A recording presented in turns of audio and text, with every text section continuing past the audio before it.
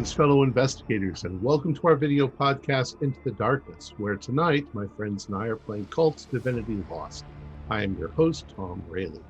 The scenario is Oakwood Heights. It contains violence and disturbing themes, so be warned.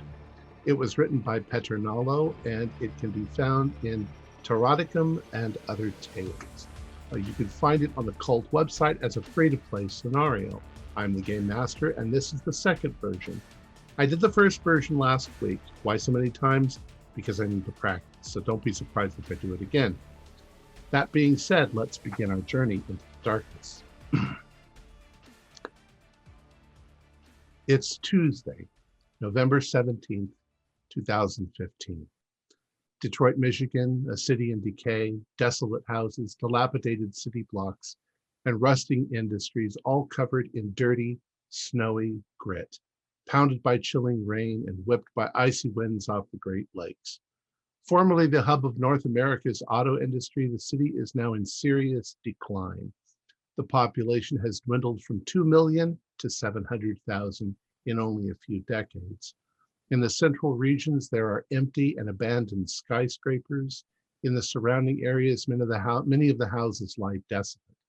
Entire neighborhoods have been swallowed up in urban decay, left forgotten and fallow. On the streets, the gangs hold sway over the urban jungle, while those living in the gutter try to suppress their misery through drugs and alcohol. Pockets of hope remain, but they are few and far between. Located in southwestern Detroit, Oakwood Heights is a suburb of detached houses. As it lies right next to factories and industries, it is one of the most polluted areas in Detroit. The neighborhood is run down and in rapid decline, which has been accelerated by recent buyouts of homes. The Livernois Police Station is a dilapidated building in central Detroit. There's not much funding for the area, and the station barely functions. It's 2 p.m., and you are gathered in one of the conference rooms as Lieutenant Mackie Pierce steps up to the podium to run through the day's planned activities. Listen up, folks. We have a lot going on. First, I want to thank all of you for being here this afternoon. We are all anxious to get these matters settled, and we are hoping that our efforts here today will yield some fruit. I am, of course, talking about the case of Mr. Franklin Mills, who is currently being incarcerated at the Detroit Detention Center and has been there since August 22nd. Among several minor charges, he is accused of kidnapping, torture, and 4 counts of first-degree murder, including that of a police officer. The forensic evidence is strong, and there are numerous witnesses. This should be an open and shut case. However, the accused himself maintains that he doesn't remember anything that happened during the commission of the crimes. According to the forensic psychiatric review, as well as his polygraph test, Mills appears to be telling the truth, at least in his own mind. Also, there are certain discrepancies around Mills' activities, and one of the victims remains missing, William Bedford, aged 9. There's also evidence of another as yet unidentified party. As such, prosecutor Joshua Katz has requested Mills be temporarily removed from custody and be allowed to revisit the 2 crime scenes to hopefully reawaken his memories and provide clues as to where William's body may be located. I should clarify that all of the evidence for these crimes has been collected and the crime scenes are no longer secure. The purpose of today's excursion is to see if we can jog Mr. Mills' memory. We have with us the state psychologist responsible for Mr. Mills, Dr. Catlin DeHamery, who will be assisting us today. I've also asked the lead detective, Felicia Jenner, to be here, as well as Officer Kostroff, as they are directly involved in the case. Before we go over the case, do I have any comments or questions from you? Fine. All right, we won't go over this entire thing. I'll just give a quick rundown of some of the things that have occurred. Mr. Franklin Mills went to the home of Mr. Colin Thomas and accosted him, tied him up, stole his car and some money, and went to a hardware store where he purchased nails, knives, hammers, and various other things. He then drove to the house that he was born and raised in, which is now owned by the Bedfords. He broke in through the back door. He tied up the boy, William. He then beat and dragged the babysitter to the upstairs bathroom and drowned her in the tub. He then proceeded to violently torture the family pet, ultimately chopping it into pieces. He then gathered together most of William's toys and burned them in the living room. He then forced William to call a neighbor, one of his friends, Sonara, what's her name?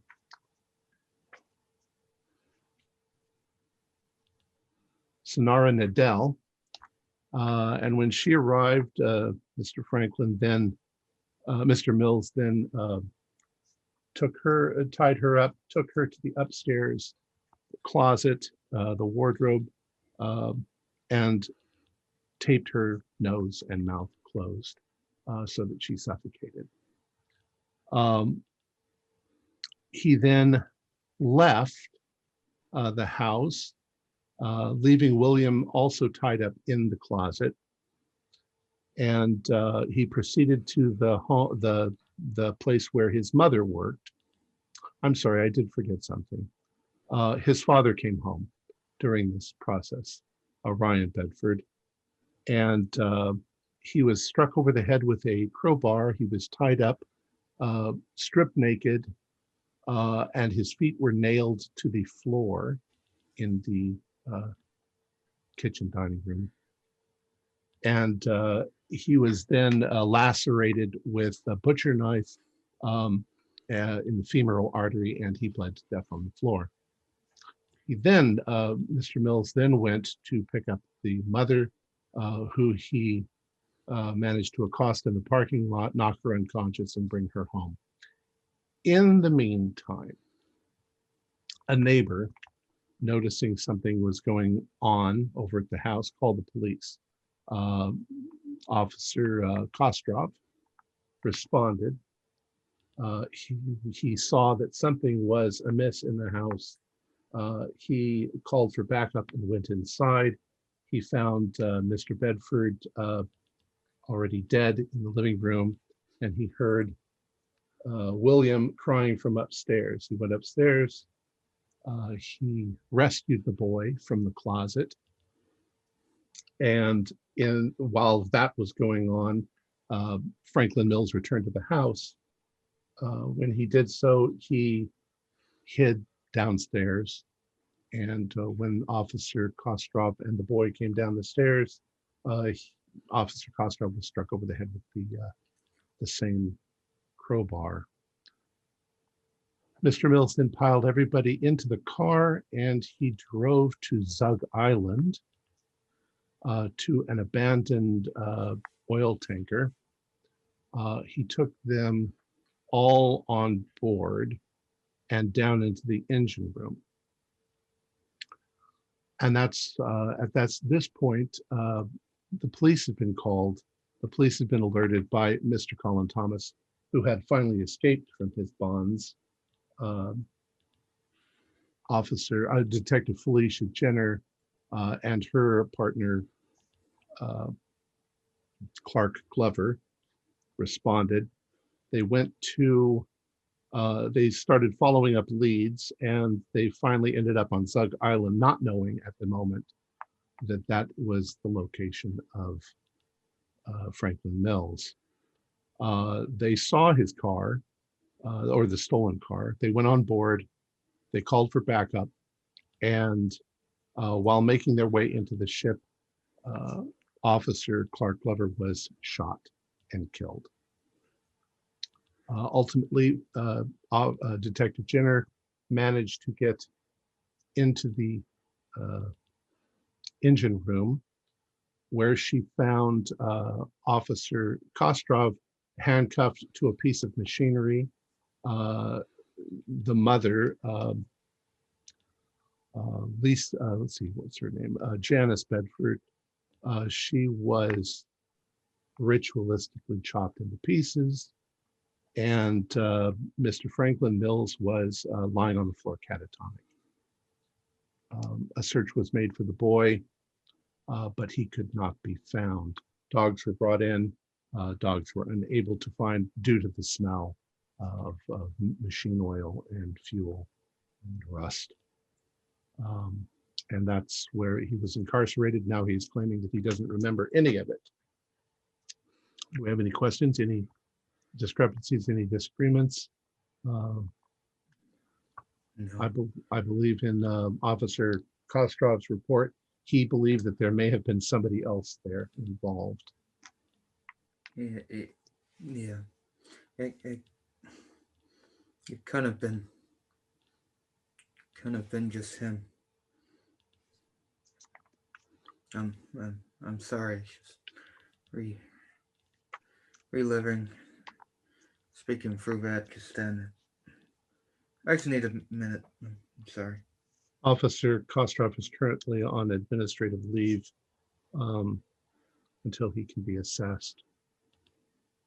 But we're hoping that by what we're going to do today is the four of you are going to revisit the two locations along with Mr. Franklin Mills, who will be brought from the penitentiary.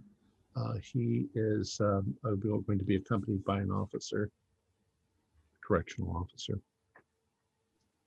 So you should be able to, they should be arriving at the home approximately 3 o'clock. So that gives you a little bit of time.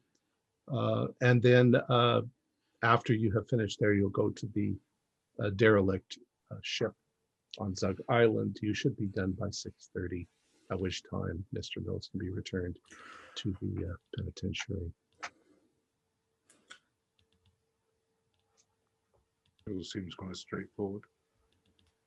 Yeah, just So has Mills indicated that there was a second person there? I know he has continually insisted that he doesn't remember any of this, but has he given any indication of this? Well, I'm not sure if Dr. DeHamry can answer that better.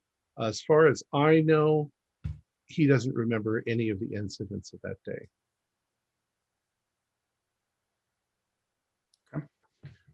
And He seems he's had a complete psychotic break. He's living in a delusional half world.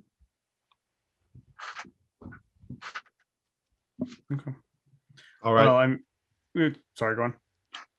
I have nothing left. If you have questions, you can ask them. Otherwise, we can send you off. I think it'd be all beneficial if we just got this over and done with, so get a bit of closure maybe, or whatever this is meant to do. Well, it's very likely. I mean, as I say, all the forensic evidence is in. There's no doubt whatsoever that Mr. Mills did all of this.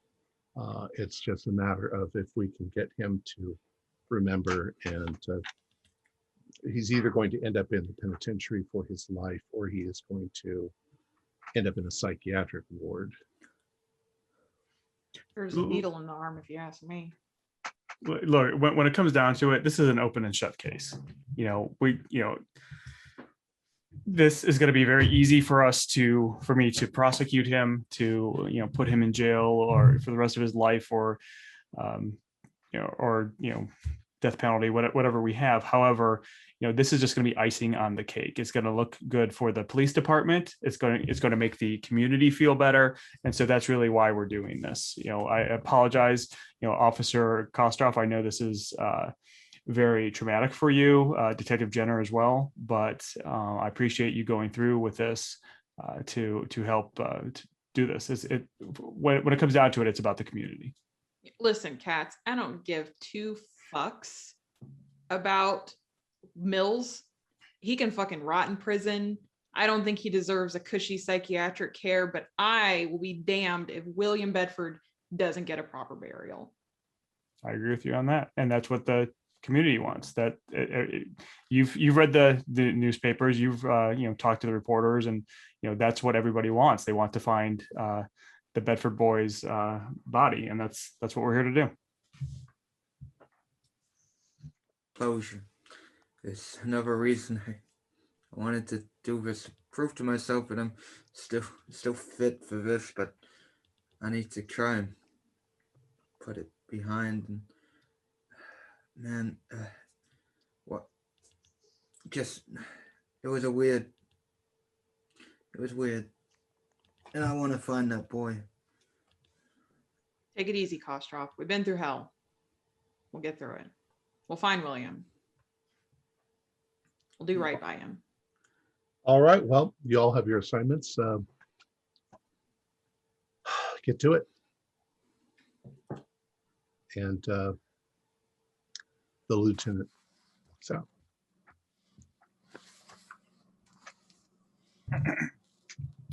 So the first place we're going to is the Bedford house. Is that correct? Yes. All right. The current weather is bad outside. It's not terrible. Kind of used to it this time of year. So you're all dressed in overcoats and umbrellas and everything else that you might need. How are you going to get there? I'm assuming I have an unmarked car. I'm a detective. Probably your, yeah. Yeah. It's probably your car. That's fair. Yeah. I mean, if you think the police department can afford to buy everybody fair. cars, could barely afford to do the coffee in the other end of the room. I know it's piss. I'm pretty sure that I would have some nice car, maybe even a few-year-old BMW or something like that. That seems reasonable. Probably have a crappy car that barely runs, but I make do. I have a car. I don't know what model it is. It's just for getting from A to B. It's just a car. All right, so you have about an hour to get there. It's literally just across town.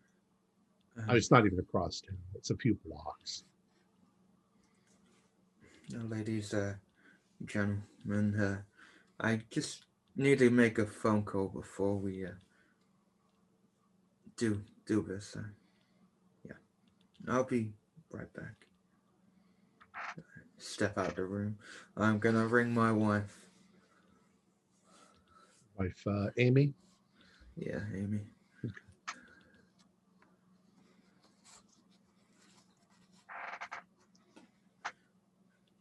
Hello. Amy, it's me. What's going on? Today, I was telling you about. We were revisiting the incident, and Yes, are you there? Or are you no, haven't left yet? No, not yet. I don't know. When the case files were being gone over again, I just needed to hear your voice. Really. Well, it's pretty horrible. Just remember, you have people there who care about you, and you have people at home that care about you. And I and your son, we're waiting for you when you get home tonight. Yeah, I know, and another thing, I know you've been worrying about me recently. I know this phone call doesn't help, but I am getting there, and I'm hoping by the end of the day, I might have a little bit more closure. Excellent. Good. Anyway, I better go, but I love you, Amy. All right. Take care of yourself, and we'll see you this evening. Bye. Anything from the rest of you? What would you like to do? I'm gonna head on over to the house. Yeah, I guess I will too. I'm also going straight there. All right, we'll say that, within 20 minutes, you all arrive at the house. One of you parks in the driveway, the other three of you park on the street. You get out, it's an ugly house. It's in bad repair. There are weeds growing in what was once a lawn. The paint is chipping on the house. It's in a pretty rough neighborhood. You wonder why anybody would want to live here. And looming up, of course, beyond it it's a 2-story house. But of course, looming up behind it are these factory towers and smokestacks that are billowing, smoke. That whole area smells like just nasty, oily smell. The curbs and the pavement are kind of stained brownish from all of the pollution. And as you were standing there, there are no lights on, obviously, in the house. And as you are standing there, you look down the street and you see a van approaching.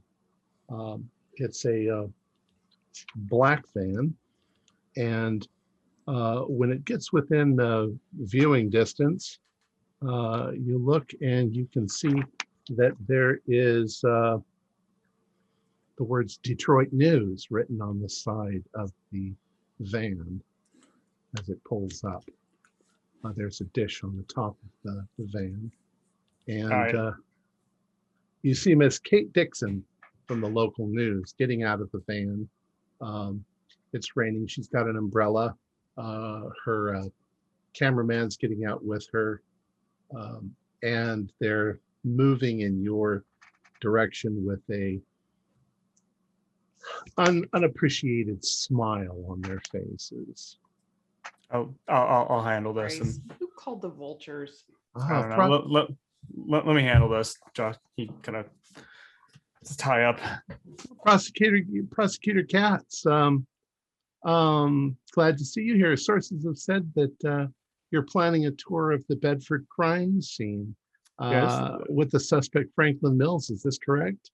That is true. I'm here with the fine police force of Detroit, and the Wayne County Prosecutor's Office has their full support in prosecuting this. We are just doing this to hopefully find the missing boy's body. Oh, so do you think that William Bedford could still be alive? Probably not, but there's always hope.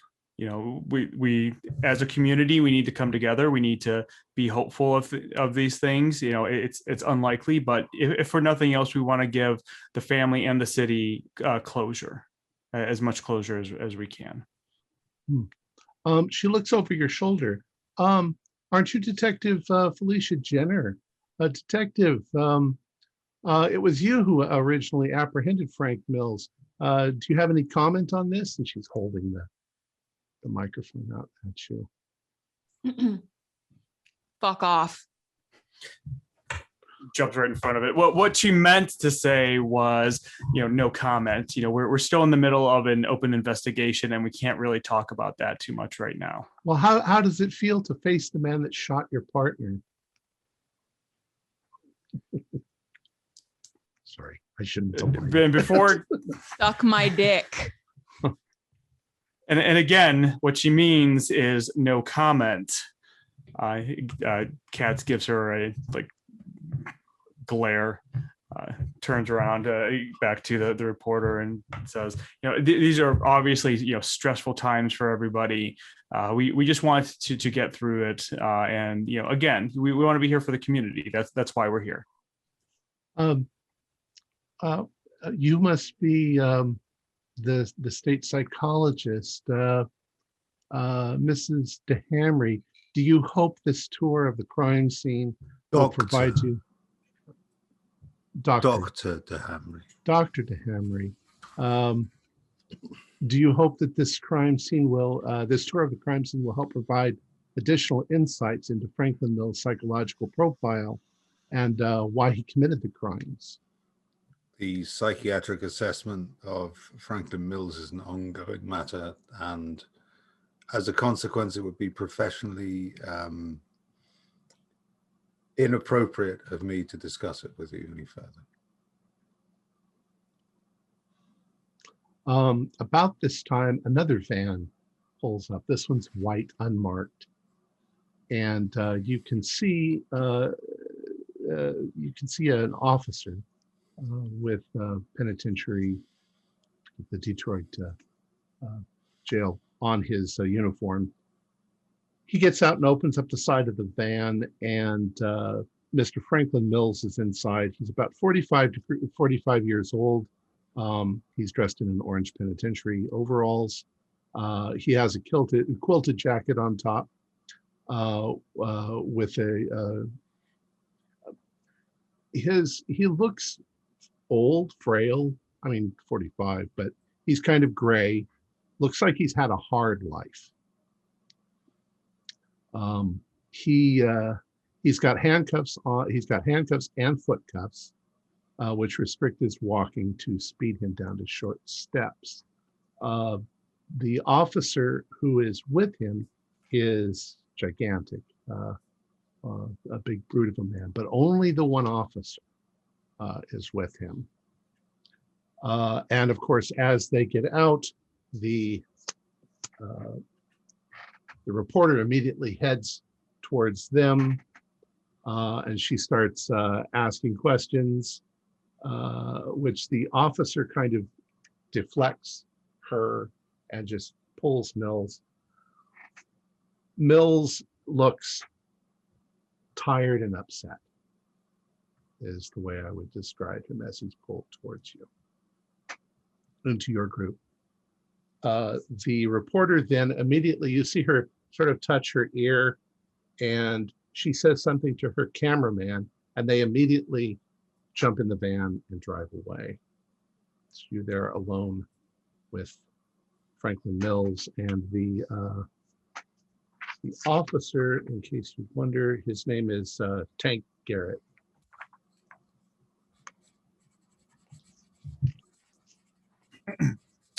Officer Garrett, Mr. Mills, thank you for coming. Mr. Mills, I presume you know why we're here. You're here because you're framing me for something I didn't do. Look, your lawyer had every opportunity to be here as well. I believe you decided not to let him come. Is that correct? I didn't have any choice in any of this. You guys are railroading me into something. You're just doing it because you need some scapegoat for your whatever nefarious plan you guys are talking about. I didn't kill anybody. Well, that remains for the jury to say for sure. But regardless, we would still like to go through the crime scene, see if anything jogs your memory, anything along those lines. Why would it jog my memory? I've never been here before in my life. You grew up here. What do you mean you've never been here? That's nonsense. I didn't grow up here. You kind of give a sidelong glance at Dr. DeHammer to see how she's reacting to this. Oh, I'm largely impassive. I've expected all of this. Do you want to try to read a person? Sure. Okay. That's what you would do if you. That's one of your moves. Make sure I'm doing this right. So roll plus intuition. Correct. 16. Oh, very good. 15, you can ask me 2 of the questions that are on the. Do I have to have it directed at a specific person, or well, I guess I would have been. You're directing it at Mills. You're trying to read him. Okay. So. So definitely, is he lying? He doesn't seem to be. Okay. And then, am I allowed to kind of get a feeling for what he wishes he was doing, similar to the fourth question. Yeah, you can tell that he feels as if his freedom has been taken away from him unjustly. In fact, you get the feeling that he's acting as if he is the victim here. All right. Well, Mr. Mills, I understand that you feel this way, but we're here. Let's go through. If you've never been here before, then it's not going to be an issue, is it? Whatever. All right. So we're standing in the front yard, correct? Correct. Okay. So I'll look at Kostroff and say, Officer Kostroff, can you lead us around back to where you came in? And we can start there. Yeah, I will. Yeah, just follow Right. me. You walk around the back of the house to the back porch. You all immediately notice that the back door of the house is slightly ajar. Could this be like this? I'm sorry, what was your question? My question was primarily to Oh. Mr. Katz. Should this be like this? I don't think so. Detective, do you know if the house was sealed? I know it's Fine been a police while. work of the Detroit PD. True, but as far as I'm aware, it should be closed off. But again, as Jenna said, some of the officers are a bit lazy. Old house. But I'll lead the way. All right. Okay. You step up onto the porch. You're pretty sure the back door has been forced open. Recently, or because during the crime it was forced open. Let me, officer or detective, is this damage new, or was this when you arrived on the scene? Can we investigate? Sure. Yeah, I would as well. Just because You know what, I'm gonna give that one to you easier than that. You don't remember it being forced open like this. Okay. No, to answer you, Caps, and I'm sure Jenna can back me up. It wasn't like one like this, so I can assume this is recent. But could be. No, I agree with that. Could be homelessness. Could be anyone. Could be the fucking press trying to swoop in, get some footage. Who knows? But it. Yeah, I mean, we've been getting a lot of calls from nut jobs who are just completely in this. Think that this is like some holy ground to them or something. True murder, true crime enthusiasts. So who knows? But just be on the safe side, detective. I assume you're carrying. Oh yeah. Officer Kostroff or Garrett, would they be carrying? I'm not sanctioned to carry. I have a baton. That's about it. I'm not allowed my gun until I pass. My Detective Jenner's the only one with it. I'll have it out. But another thing to keep in mind as well. I obviously don't have the facts, and I don't really remember, but there could be a second. But this is most likely homelessness. But it's worth keeping in mind that Jenna, maybe you should. Yeah, I'll go in first. Ahead. I'll go in first, cautiously, slowly opening the door, being vigilant. Gun at the ready if I need it. All right. So move forward and you push open the door. You can see that a lot of things have been removed from the house. There's still some furniture, but most of it has been removed, mainly because it's partly evidence. The room doesn't look particularly in a terrible condition, except that the wallpaper. There's wallpaper that's been torn off the walls. You also notice that a lot of leaves and rain and stuff have sort of blown in the door. And as you step in the door, Franklin Mills goes, no, don't, no. You have to take off your shoes if you go inside. What's the deal, Frankie? You telling me you didn't grow up here now all of a sudden you're trying to tell me what to do like this is your house? You'll get in trouble if you go inside and you track mud in the house. Who will you get in trouble with, Franklin? What are you asking me for?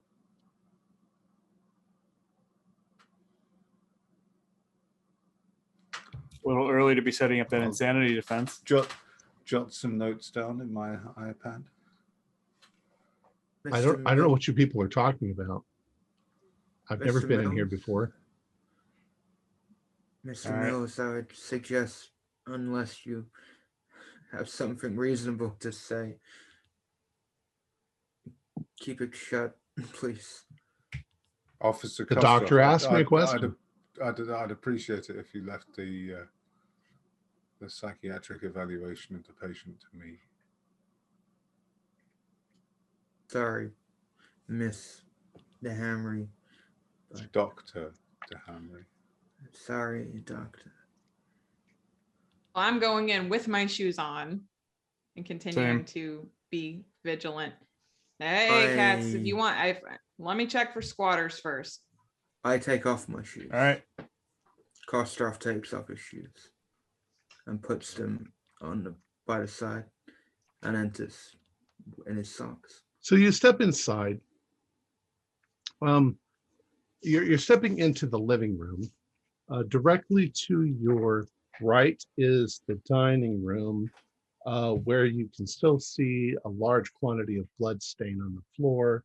This is where Ryan Bedford, the father, was tied up in a chair and murdered. And then the kitchen is like it's all like one gigantic room when you look at it. The kitchen is a little forward and to the right, and then there's a hallway going deeper into the house. The wallpaper has been torn off, revealing the old wallpaper underneath. When Franklin Mills crosses the threshold, he suddenly begins to twitch and shake. And he's like, you need to be quiet or mom will hear. And you don't want mom. She'll get mad at you.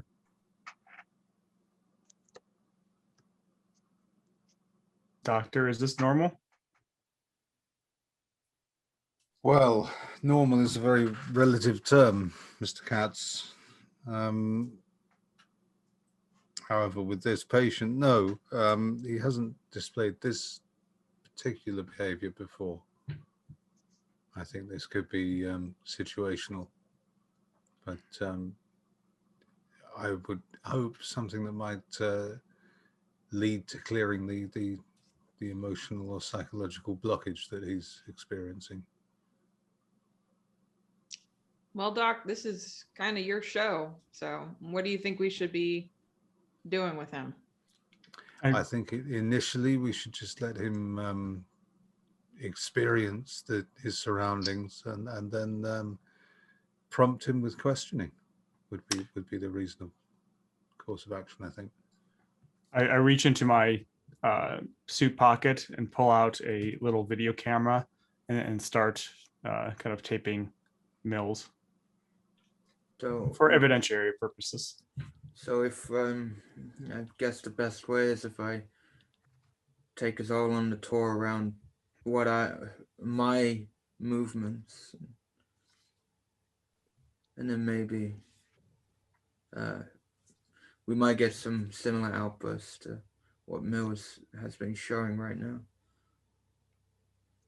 Bill says to you, prosecutor, I don't know what you're filming all this for. It's not like, I've done anything. you're not going to get away with this. I'll find some lawyer that'll help me prove that you guys are just trying to frame me or something. It's all for your own protection. If we film this, then you have the evidence as well. That's the same old fucking bullshit that they tell everybody just before they throw them in the penitentiary. The easiest way for you to get out of this is just to be completely honest with us. I've never been anything but honest. By the way, one thing I forgot, in the middle of the living room, you can see the burn places on the carpet where the toys were all burned, and there's scorching on the ceiling as well.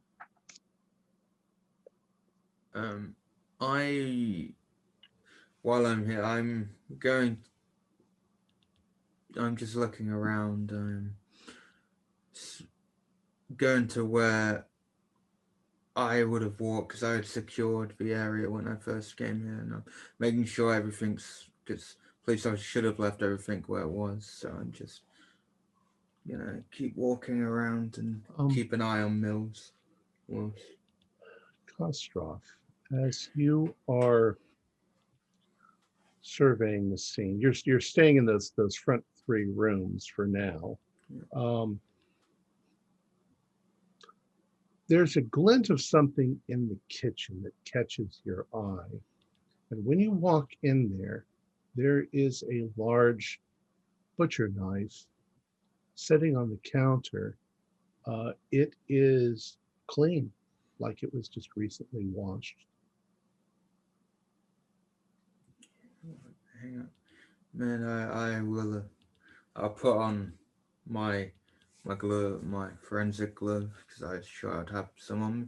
And I'm just Probably not. You're not officially working, so sure you didn't bring all that stuff with you. The evidence was all collected. I'll have my whatever I have. I'm just gonna maybe find something around. I'm gonna pick it up. I'm not gonna use my hands, but just to double check it. It might look clean, but okay. I'm just. And then I'll shout. You all see this, obviously. Jenna? Yeah, what you got? It's suspiciously a clean knife. A recently clean knife. Look. I don't. Maybe we got some squatters. I don't know. Yeah, what do you think of it? What do you think of it? What? I walk over to Mills, and I show it to Mills. Do you know? He looks at it and says, from? "Why the hell would I? You guys keep asking me questions like I've been here before." I'm gonna queue a file up on my iPad,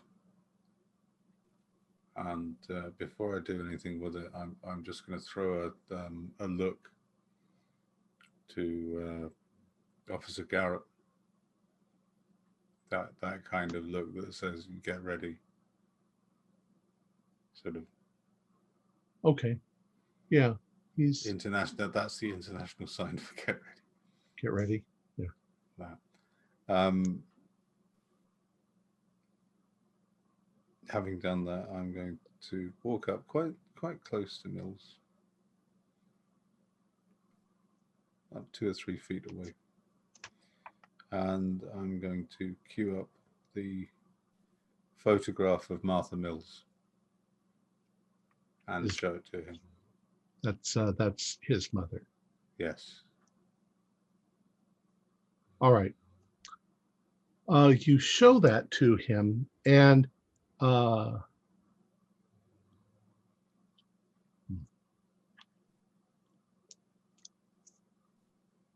his reaction to it is he tries to bat it out of your hand. So let's see how that would work. Let's call it avoid harm. Okay.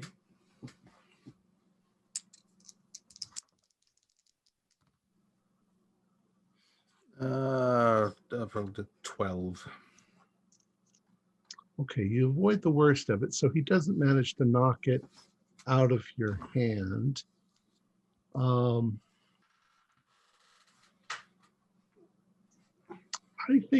can't think of anything that would happen to you except that you jump back because you're almost think that he's going to try to hit you in the process. But you have a reaction, and the guard grabs a hold of him and pulls him back. I'm quite happy with the fact there's been a reaction. You don't like this picture, Franklin? Picture? I'll show him the picture again. This picture. I don't know who that is. Why would I know who that is? Tell me about your mother, Franklin. I'm not going to tell you about my mother. What the hell is this? A psychology exam? Yes, that's exactly what it is. Just leave my mother out of it. I don't remember much about my mother. Do you remember where you grew up? No. I was an orphan. Do you remember your father? Father died when I was 5. He suddenly starts grabbing his head. He says, "It's such a mess in here. If she finds out, we're all going to be in trouble." Where is she, Franklin? She's probably sleeping. And boy, if she gets up, we're going to be in so much trouble. If she finds us, oh my God, you guys got to be quiet. Where's my sister? She should be home by now. And he looks around.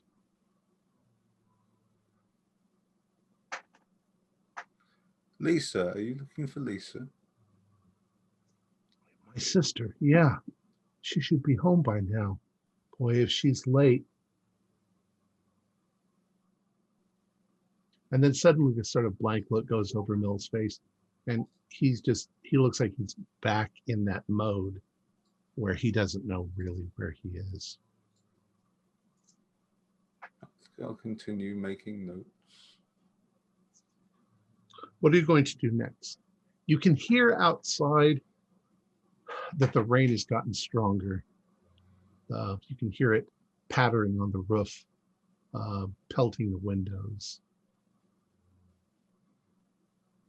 General, I'll just keep this knife secure with me for now, but my only thing right now is I take you upstairs.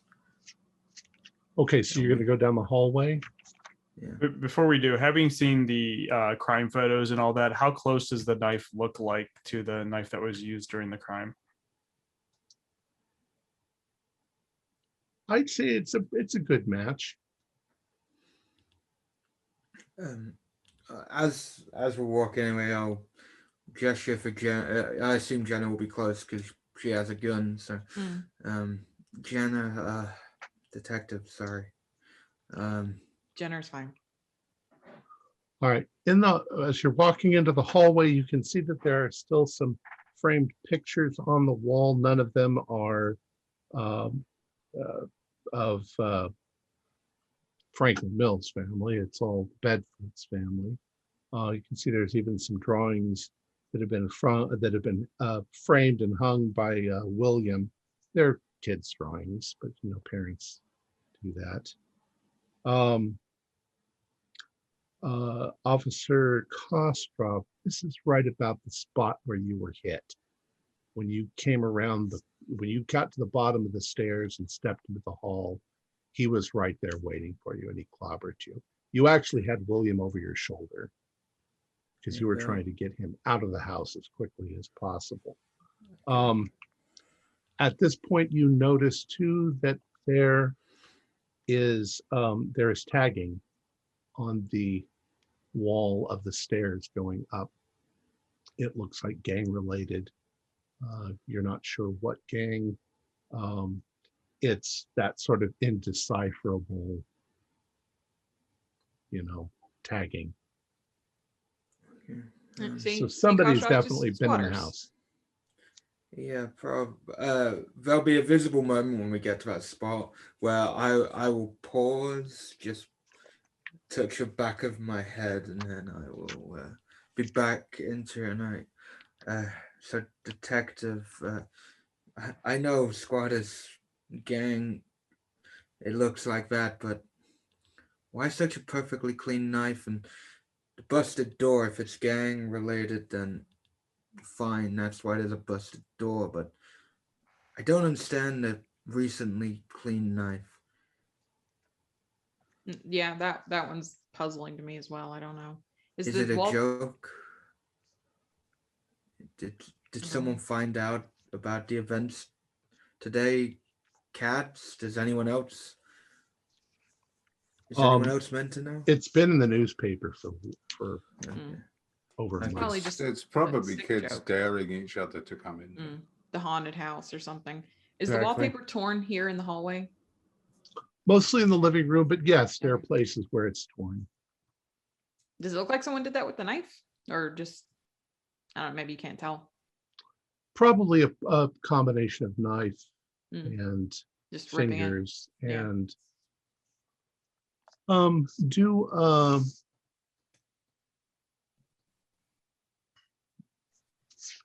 still not quite used to these questions. You can do an investigate if you want. Okay.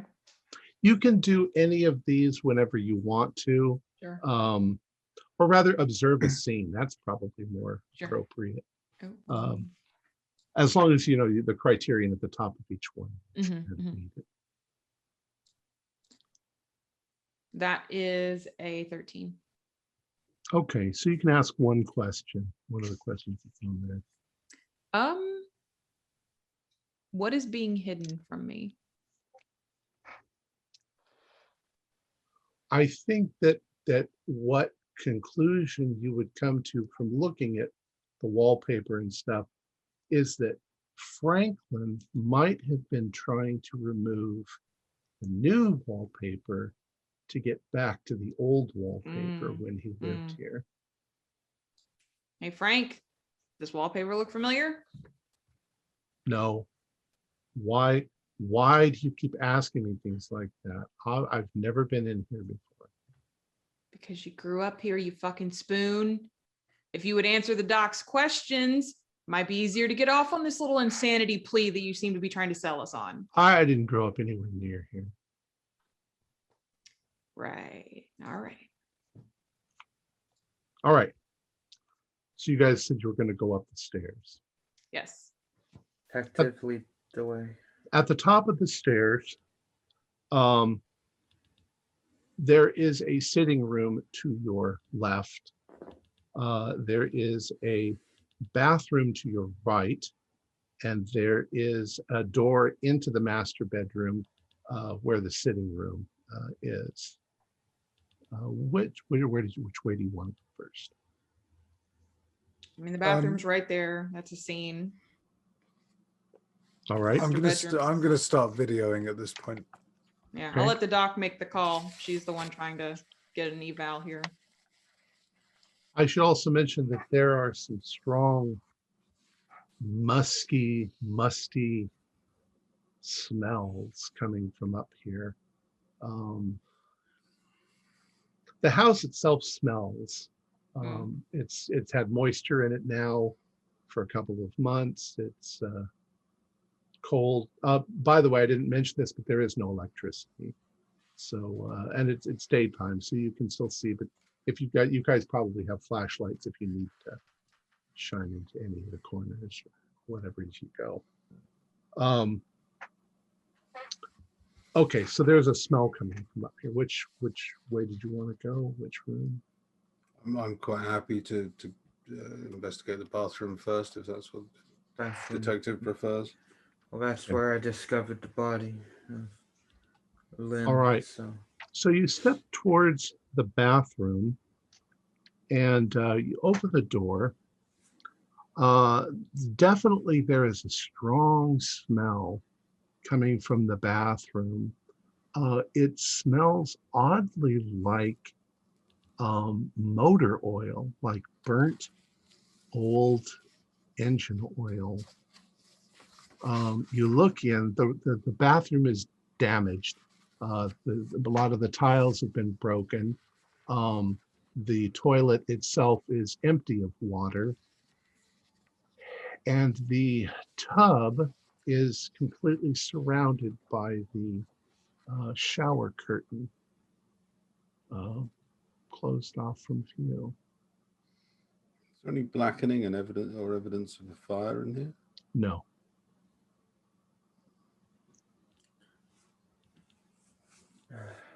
Any of this looking familiar, Mills?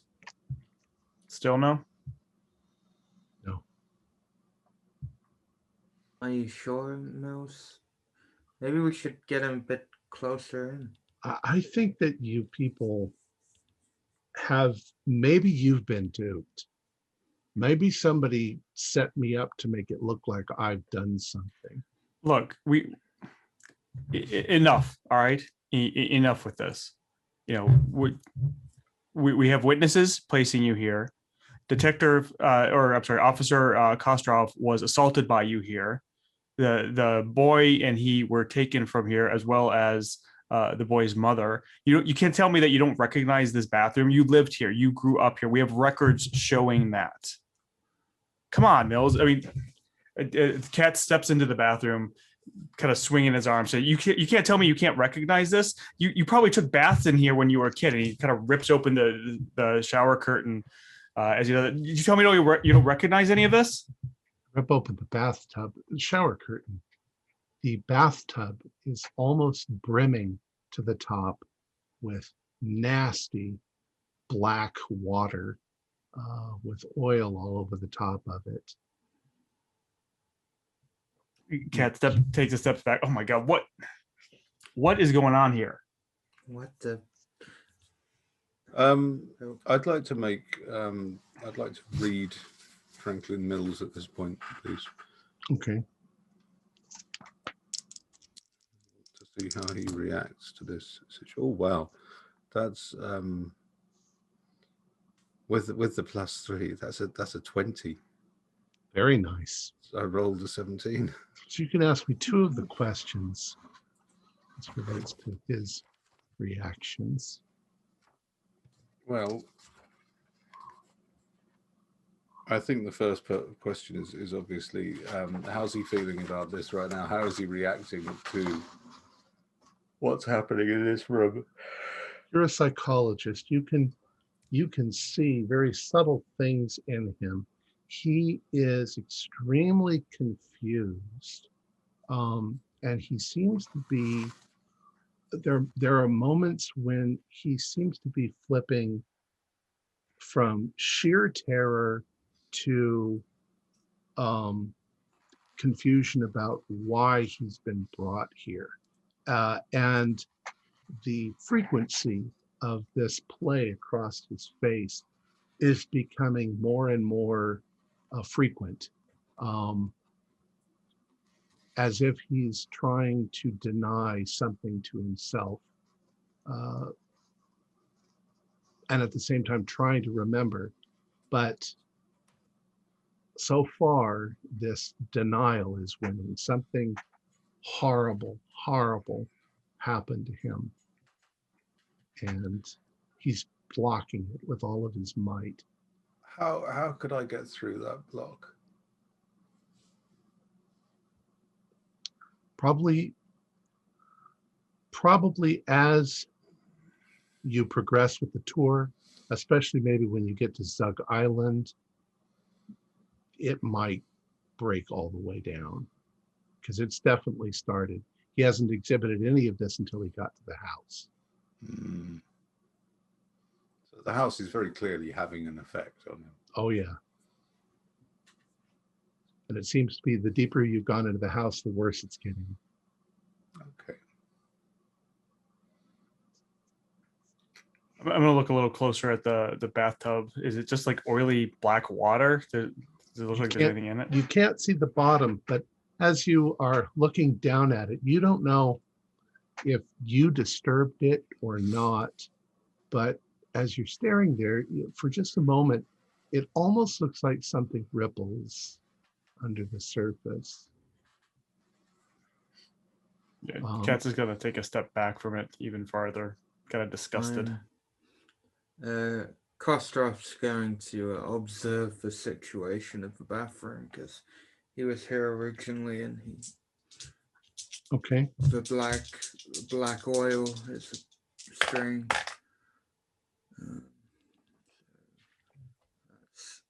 Six, Roll plus your perception. yeah, 16, 17. Very good. You can ask 2 questions.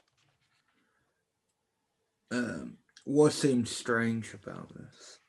The black water in the tub. What seems What seems compared especially to- strange is it doesn't seem like just dirty, stagnant water. It seems much nastier than that.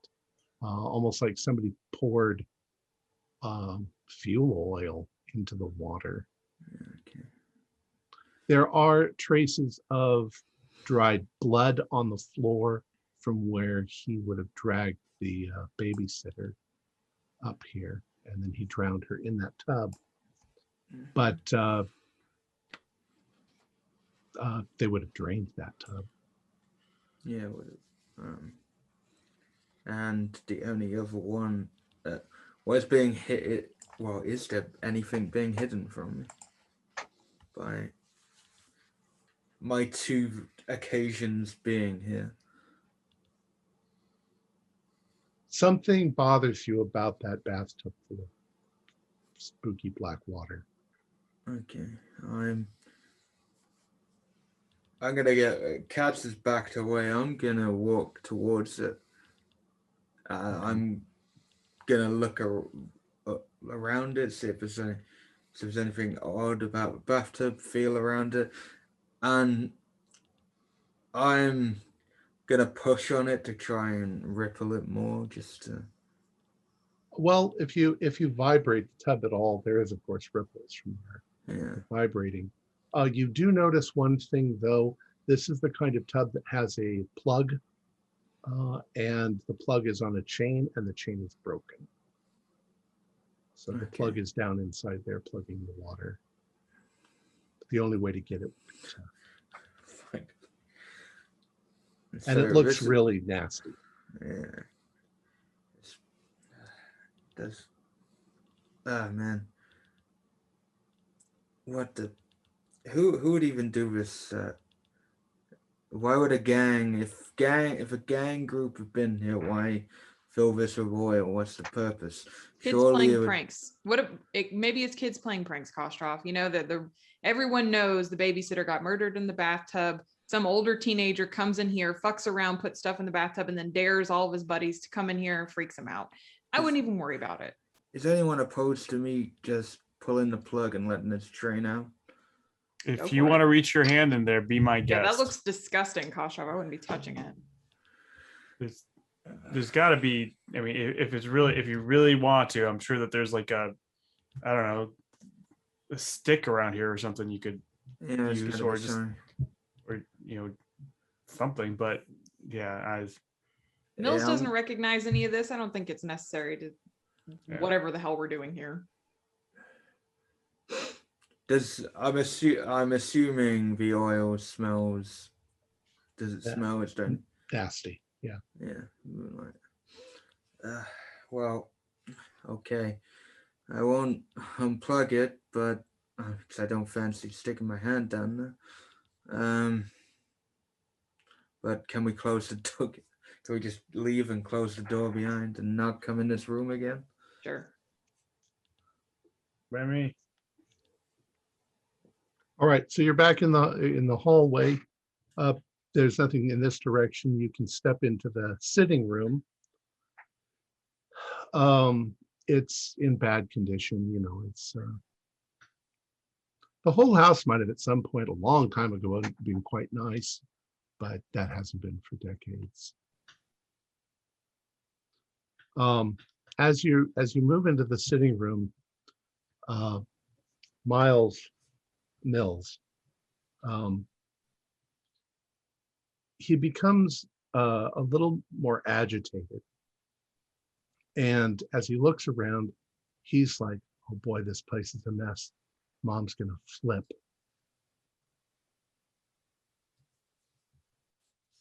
And then he's back to looking confused or like something's wrong.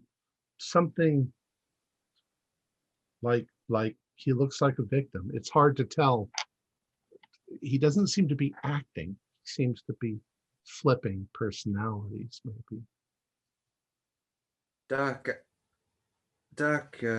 Caps, kind of had enough of him just flipping in and out. I've got a thing that let's just take him to the wardrobe. I know that's significant to him and significant to that poor girl, but maybe that will trigger. It's the most All right. brutal thing a young. Yeah, I would agree with the officer. All right. Lead the way. Okay, so I'm sorry, where are you going? A wardrobe in the main bedroom. Okay. So you open up the wardrobe. I mean, you open up the room, the bedroom. The bedroom's cold. It's damaged. There is a bed. And it looks like somebody's recently slept in the bed. The other side of the room are the doors to the wardrobe. And when Mills gets to the door, he suddenly tries to block it so that he doesn't go into the room. What's wrong, Franklin? It's well, I don't want to go in there. Why not? I don't know. I don't want to go in there. You said you've never been here before. I mean, why? I don't know what you people are going to do to me. We're not going to do anything to you Well, then why do I have to go in? because we just want you to look around. I mean, if you've no connection with this house and you're innocent, then why would you have a problem just walking into this room? What's wrong?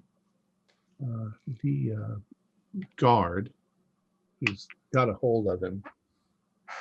You guys haven't really paid that close attention to the guard. Now that you look, the guard suddenly seems to sort of come to and say, come on, Mills, we're pushing you into the room, and forces him in. You realize that just before that, the guard has an earphone in, and he's got his phone in his hand, and looks like he's been listening to music while you guys have been, as long as he's got a hold of him, he doesn't give a shit about what you guys are doing. So maybe he's a little neglectful as a guard, but he shoves Mills into the room, and Mills starts shaking, and he's staring at the wardrobe. Mr. Mill, you recognize it, don't you? No. Why are you pulling me in here? Just want you to look around. I want to go back to the penitentiary. In due course, you will soon. Is the wardrobe open or closed? Closed.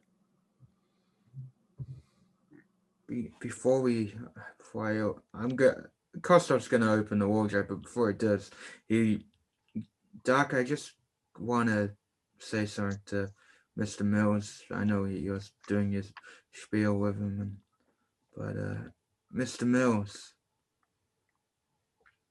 I'm the only one here who's taken my shoes off. I'm the only one actually listening to you. So just, if you're honest with anyone, you can be honest with me. I'm actually listening and and I can understand why you wouldn't want to be in here. I assume this is where your mother slept and you don't want to wake her, so we will be quiet. We'll all be very quiet. Officer Kostrov, Mr. Mills suddenly turns and he looks you in the face, with what seems to be a great deal of animosity. And as he does this, your phone rings. It buzzes.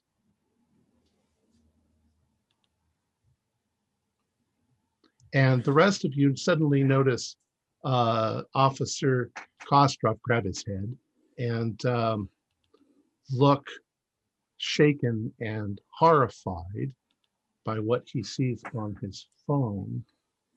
I drop it. Everything all right? And he's reeling backwards. I stumble back because I was near the wardrobe. I stumbled back into the wardrobe. I maybe with back clinging onto it and closing my eyes and no. You need to keep it together. Yeah, of course.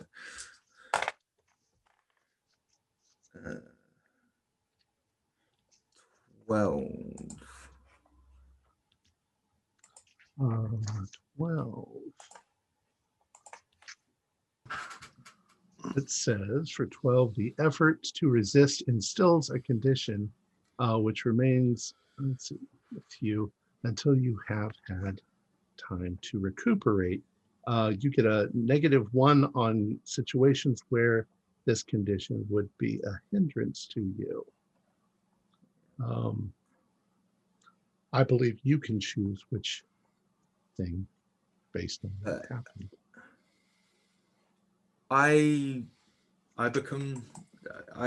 You become scared. He is Okay. now visibly. He becomes visibly shaking. Yeah. Kostrov, what's wrong?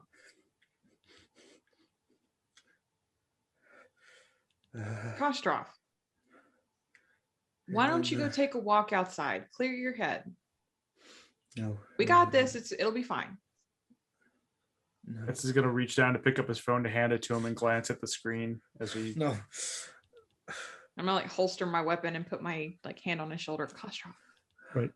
Together.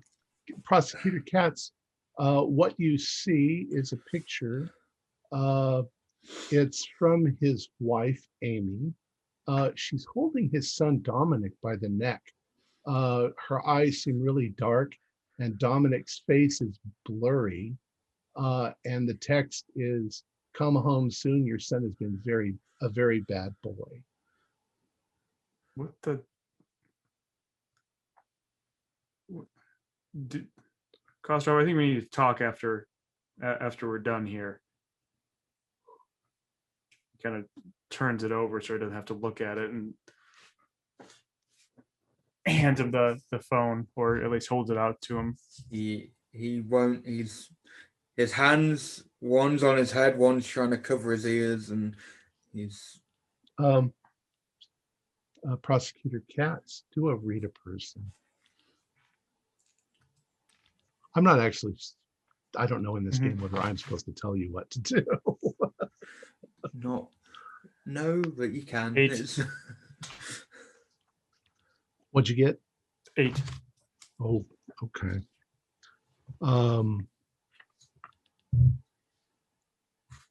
It says you accidentally reveal your own intentions to the person you're trying to read.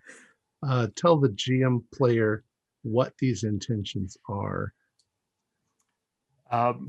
Well, You can do it in the chat if you want to. I think he's thinking that Kostrov is starting to lose it, and it was probably not a good idea to bring him along on this. He's obviously having a mental break himself. Okay. Yes, it does seem very much like Kostrov. You get the impression that it wasn't the phone call that bothered him. Tom, I've been working with Kostrov's evaluation. Correct. So I assume I have his home address. I'd say that's probably true. I'm going to surreptitiously use my smartphone to make sure that in addition to his home address, I also have the phone number of Child Protective Services. Of course you would. Okay. All right, so once again, you're all standing there in the room. Kostrov seems to have backed off. He's disturbed by something. Do you need to go take a walk outside? Look, do you want something? On the job. Like that stops anyone. Go take a walk, clear your head.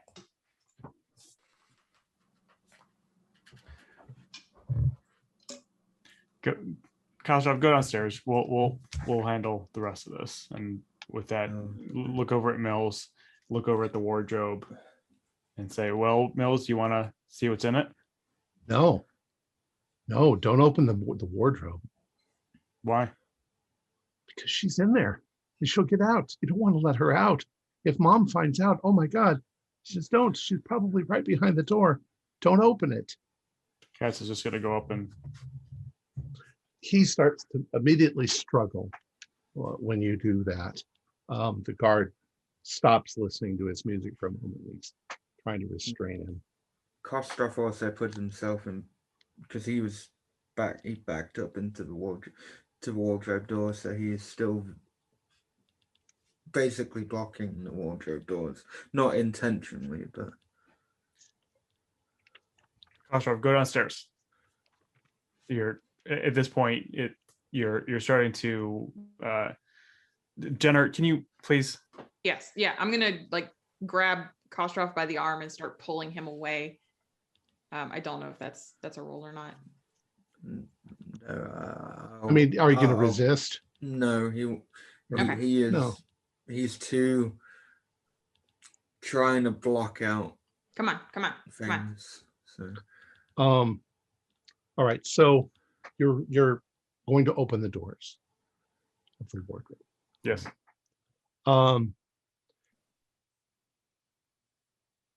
Mills continues to plead, don't open the doors. But when you open the doors and they swing open, there's nothing inside. It's an empty closet. This is where the little girl was tied up and suffocated. But there's nothing inside. But Mills's reaction to you opening the door is he starts to sort of stumble a little bit in your direction. The guard's sort of restraining him, but he's putting out his hand towards you, Prosecutor Katz, like he needs you to help steady him, or he's going to fall. Actually, he's got chains on, so he's like this. I guess out of instinct, then I would, I guess reach out and steady him or whatever what would be needed. Right. When you touch him, and you're barely touching him,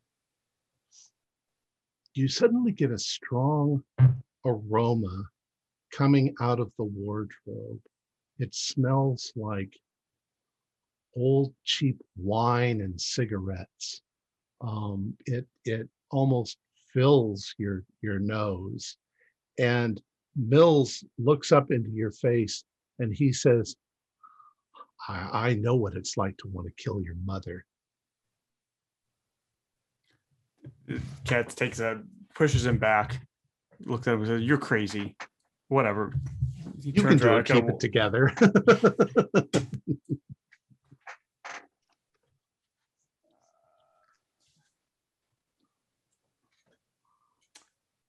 "12." All right. You two are a little shaken by what he says. If you look on the keep it together, you can choose one of those to be affected. I think angry. Kat's just immediately gets kind of, pissed off. Kind of, pushes his hands down, and kind of walks to the other side of the room, kind of muttering to himself. Now, if you look on your character sheet, you'll see your stability. Mhm. I should have probably mentioned this at the beginning, but some of you already have some ticks. They're blacked out. So when you lose one stability, you tick the next one down the list. Okay. So once again, you all see suddenly Prosecutor Joshua Katz become agitated. And Jesus, what is with everyone today? God. and Mills is quiet, but he's sort of shaking, and he seems to almost be on the verge of catatonia again. Like he's I'm going to make a concerted effort to remain out of Mill's arm's reach.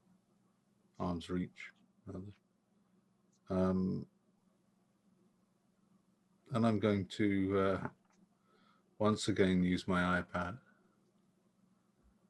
And this time I'm going to show him the photograph of Lisa Mills. All right. Let's see.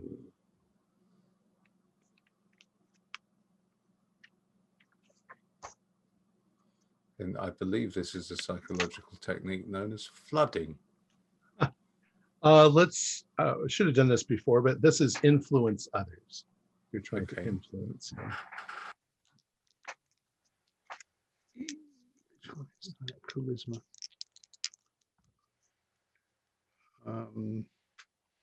That's 11 in total. Influence others, 11. Choose one option from below.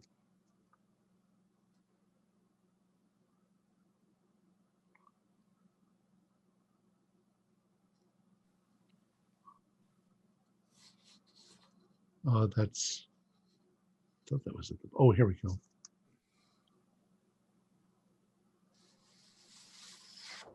This doesn't make any sense.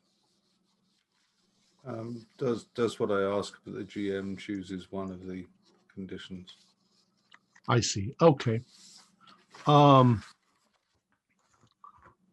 He looks up at the picture and he says, Lisa, that's my sister. She's not home yet. I don't know where she is. Where is she? Where is she? Detective Jenner, you do see something in the back of the closet. Small. It's lying on the floor. It's kind of shiny. It's kind of roundish, like the size of a potato. Sure. You step in there to pick it up, and you realize it's a small pink shoe, like a little girl's shoe. Guess maybe Soraya's shoe. Guess they missed this in evidence pickup.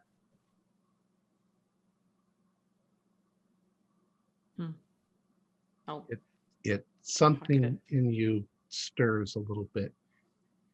And you get the strong impression that you really should look out the window in this room to the street below. yeah, I will. You look down, and there is a little girl dressed in pink. She's missing a shoe. She's standing there in the rain, except that you kind of recognize her. You are pretty sure that it is Lydia Gibbs. I'm gonna drop the shoe. Fuck. Keep it You together. can keep it together.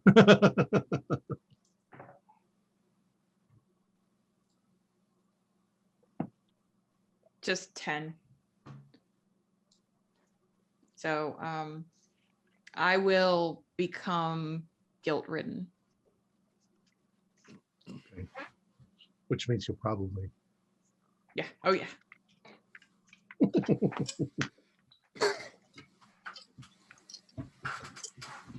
All right, you're all a bit shaken at this point, except maybe for Dr. DeHamry. Kostrov will come back in the room. So You're looking around though, Doctor, at everybody else, and they all seem to have been bothered by something, as if their own memories had been shaken by something in this room. Well, that's understandable. You know, not only is it a stressful situation, but you know, I mean, these are people who work in law enforcement. They're highly stressed and often lacking in social skills. It's to be expected. You've been in the house now maybe for an hour. And you've cleared it. I mean, you've cleared all the rooms that you were going to go into. Franklin, do you remember anything about Lisa and the wardrobe?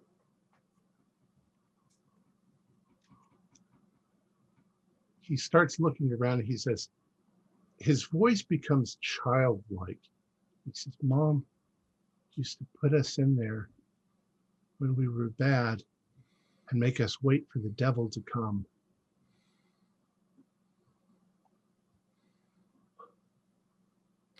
Well, your mother thought Lisa was very bad. We need to get out of here. We need to get out of here. She's here somewhere. She's waiting for us. She left Lisa in that wardrobe until Lisa starved to death, Franklin. Who's Lisa? Why are we still here? Haven't you people had enough? We're trying to help you, Franklin. Trying to help you remember. You're not trying to help anybody. You don't think I know? You're supposed to help people. You're supposed to help people. You're a doctor, but you don't help people. You're not helping people at all. And doctor, your phone also buzzes. It's a text message.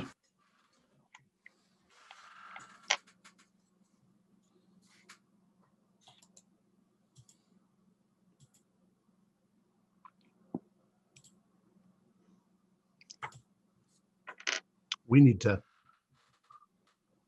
why don't you people get this over with and get me back to the penitentiary? I'm tired of your goofing around. We've got one more place to go, Mills. one more. You know that. Well, Doc, unless you object, I think we should just get the fuck out of here and go to Zug Island. Yes, it would seem that we've exhausted our leads here. Officer Garrett, can you take Mills back to the van, please? Sure. Where to next? Zug Island. We're gonna go to Zug Island. Just hold on a minute. Give us a second to talk. When he kind of leaves the room and we can hear him at least get to the downstairs. I'm gonna say, Doctor, is this working? Is this doing anything? I think I've seen elements in his behavior since bringing him into this house that I definitely haven't seen previously in his in studying him. I get the feeling that he's quite close to a breakthrough. It definitely seems to me as though his real memories, his real persona is trying to fight through the delusion and come to the surface. On a side note, Officer Kostrov, you've said repeatedly, both on record and in our sessions with each other, that you think there was someone else present on the ship. Yeah, they were there.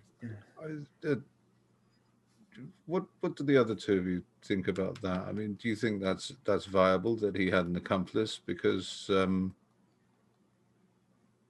starting to think that the signs are pointing towards it. I would wanted to explain why this place is how it is. The bath. We could say it the gang related, but he's acting strange. A freshly clean knife, door busted in, it might not even be gang related, you know, it's sometimes gibberish. You recently slept in bed. Which can all be explained by some either kids or homeless breaking in or anything like that, something logical. I haven't seen any evidence that that points to a second person at this. Really? We've seen, but you've seen in the course of this, the investigation of this house, you've seen 2 occurrences of cats essentially being able to queue up phone messages being sent to unnerved people who were questioning him. That doesn't strike you as in any way suspicious? Possibly. I mean, Just Listen, Doc. I mean, in my estimation, I'm of course not a detective, but in my estimation, it would seem that that knife and the way in which the bathroom was dressed, that was done deliberately to unnerve or intimidate people, and that would strike me as there being an accomplice. There is no evidence to support that. And excuse me, Officer Kostroff, but he received a traumatic brain injury, was passed out for a very lengthy period of time. Who knows? It's hallucination. You're a doctor. You know the effects of traumatic brain injuries. And on top of all that, I'm sure Officer Kostroff is guilt-ridden over everything that's happened. We lost an officer in the course of all of this.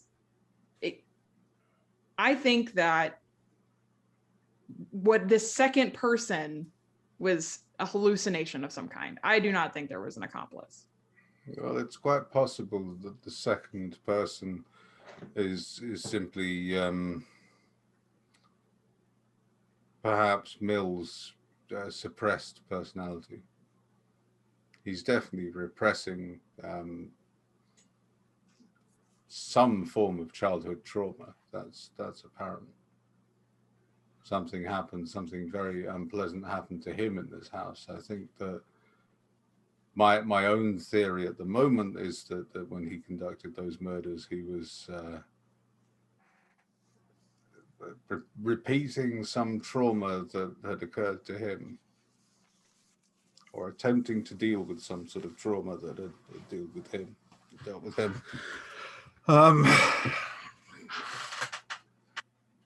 But that's, you know, it's a matter for long-term investigation.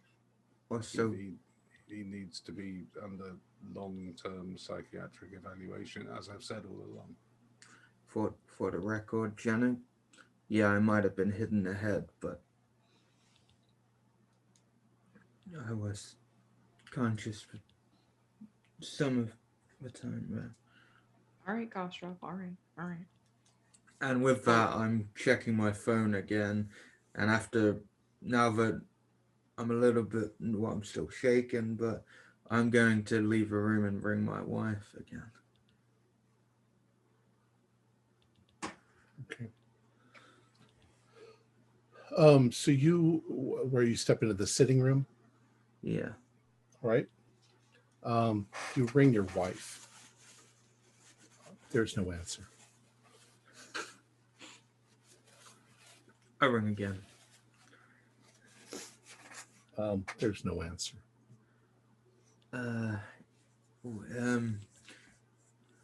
Is it safe to say that I may have the number of the next door neighbor or whatever? Well, or at least In 2015, most people don't have numbers no, but in their heads. maybe You might have a relative, yeah. like her mom. Maybe her mom lives a few blocks away. Yeah, I'll ring. That's who I'll ring. I'll ring anyone who I know who'd be close by. So we'll say her mother. Okay. You get a hold of her mom. Hello? That was so weird. My phone just fucking vibrated in my ear. Yes, I know.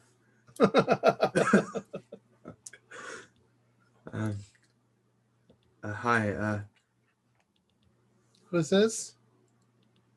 Zayden. Oh, hi, Aiden. What's up? I can't get a hold of Amy, and I'm a little worried. She sent me a disturbing text message. Could you go check on her, please? Sure. Yeah, I'll call you back on this number. Yeah, okay. Thank you. Thank you. And she hangs up and goes. What do the rest of you want to do? You guys are coming out of the room, I assume. Yeah, I guess. Yeah, I'll just start heading downstairs. Where's the knife that was in the kitchen? I have Well, it. Kostrov has it. the crazy man has it. Yeah. Yeah, Great. Kostrov has it. All right. Well then, I'm just gonna start heading out to my car. Wait for everybody. Just All right. kind of stand by it until everybody else comes out. It's pretty nasty, freezing rain. I'm going to stop over at the neighbors and ask them if they've noticed any squatters, teenagers trying to around the property. All right. If anyone's home. Yeah, you meet Mr. Jeremy Allen. He is the one who called the police the night of the murders. He asks you a lot of questions because, of course, he wants to know what's going on and Of course. all of that. He hasn't seen anyone, but then, of course, people like that might come in the middle of the night. Sure. Okay. Well, I'll thank him. Says if he sees anyone, we're locking up the house. If he does see anyone, just give the non-emergency line to the station. Let us know. Okay. He tells you, of course, that half the houses in the neighborhood are abandoned. So Sure. Yeah. people break in and see if they can find anything to steal and sell for drugs. All right. Well, yeah. Okay. Then I'm just going to head to my car and. Same All as right. So you're Cass. in your car. Everybody going to get in their car and head towards Zug Island. Mm-hmm. All right. With the rain and the nasty weather, it's a little bit dangerous driving, but you drive into the really industrial area. You're heading towards Zug Island. You finally cross over the bridge onto the island. You find a place to park, and there is the derelict ship looming up black in the night. The rain is coming down. You can see, though, behind it on the other side, there are factories. There's a coal factory that lets off methane gas, and there's big flames coming out of the top of, looks like a scene from Dante's Inferno as you approach. The van's just parked ahead of you. You park all of your cars, and you get out into the mud and slush that's on the ground. There is a gangway going from where you are over to the ship. It looks rickety. It's old. It's metal, but it's rusty. You can see originally it might have been painted yellow, but most of the yellow paint is flecked off, and it's pretty nasty looking. What would you like to do? As you're standing there, they bring Mills out of the car. Okay. Yeah. Does it look familiar, Mills?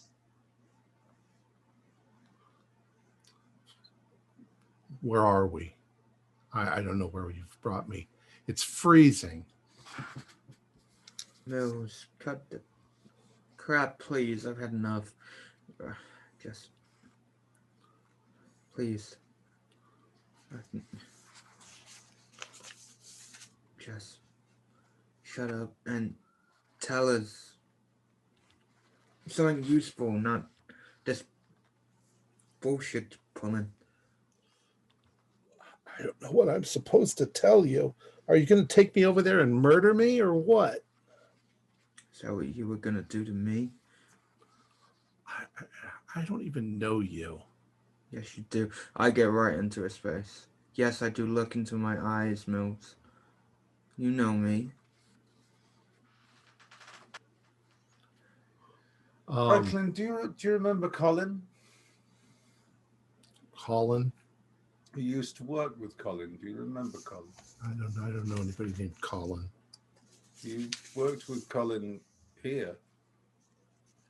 I've never been here. Yeah, This whole day has been nothing but you people telling me that I've done things and been places. Yeah, you used to. You worked here. You were working on dismantling this ship at one point. Do you remember that? Just because I know how to do that kind of work doesn't mean that I've ever been here.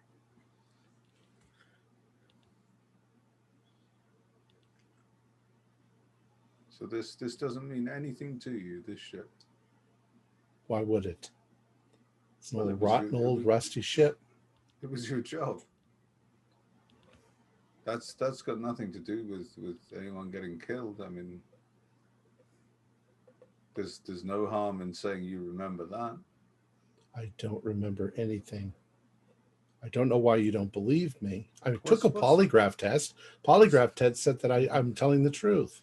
Yeah, well, polygraph tests, the jury's still out on polygraph tests, let's say that. I mean, some people, particularly in my field, regard them as being about the same validity as dowsing. So what's the last thing you remember, Franklin? Last thing I remember is you dragging me into that house. And then frightening me, and I don't know why we went into that house today. Just sort of led me around, and then you put me in a car and you brought me here. And before that and before the prison, what's the last thing you remember before that?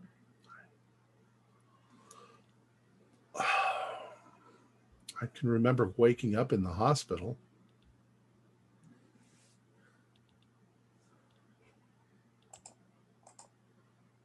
And you had no idea why you were in the hospital? Stop trying to make me remember things. And he starts shaking. Well, as I was already quite close to Franklin anyway, I didn't back up. I'm getting closer. I go to grab him, but I stop myself because I know I shouldn't. Franklin, I don't give a shit anymore. It's just you need to. For me, you need to tell me what you were doing. What were you trying to do to me on that ship? Why don't you tell them that it was you? Tell them what? Tell them it was you. Tell them it was me what? Tell them it was you. Tell them it was you. You don't honestly know what he's talking about. No, I don't. All right, it's freezing out here. Let's at least go inside where there's no wind. Come on, Mills. You're gonna see if you remember any of this. So the ship is very big. It's also rusting. It's partly just taken apart. The gangway leads over to the deck, and there's like the back end. You're at the back end of the ship, and then you have to go inside and go down. But that gangway doesn't look so safe. Do you guys want to cross it all at the same time, or do you want to take turns? Yeah, it might be best to do that one at a time. So who would like? I have the weapon. I'll go first. You said we all have flashlights, though, right? That's correct. Yeah. All right. So Detective Felicia starts across. There's a lot of groaning and squeaking of the metal. Sounds like it's distressed metal. Mm-hmm. But it seems stable enough. It doesn't Okay. shift or anything like that as you're going. Who's next? I guess I'll go next. All right. Prosecutor Katz, the same thing. You manage to get across, and you realize as you're about halfway, I mean, you've left the land and you're heading towards the ship. And like I said, it's a fairly large ship. So as you're crossing, you realize that if something shifted or if you went over the edge at this point, you'd fall all the way down into the freezing cold water down below. You're sort of over a chasm, and that chasm seems very deep and very black. And the gangway seems very slippery, but you manage holding on to get across. Who's next? Well, I'll go Mills has to go with the guard, though, right? Okay, so Mills and the guard cross next. And you can see that Mills is putting up some resistance, but the guard is, like I say, he's like built like a refrigerator. So he just pushing Mills along. And they cross. And then, Doctor, did you say you were going next? Yes, yeah, I'll go straight after Mills. All right. Doc, as you start to cross, the feeling that you are crossing over, it's something that, I don't know, Freud might say it's one of those nightmarish sort of things where you're crossing from the land of the living into this horrible derelict. And as you look up at the ship, you can see 4 people, just their shadows, not their shadows, but their silhouettes against the fires of the coal factory across the way. And they seem to be looking in your direction, though you can't see their facial features. You're pretty sure it's 2 men and 2 women. Their silhouettes look just vaguely familiar. You can do a keep it together.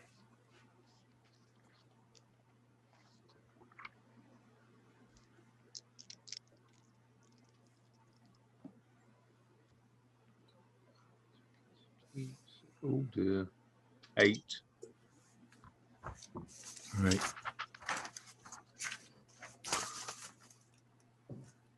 So on an 8,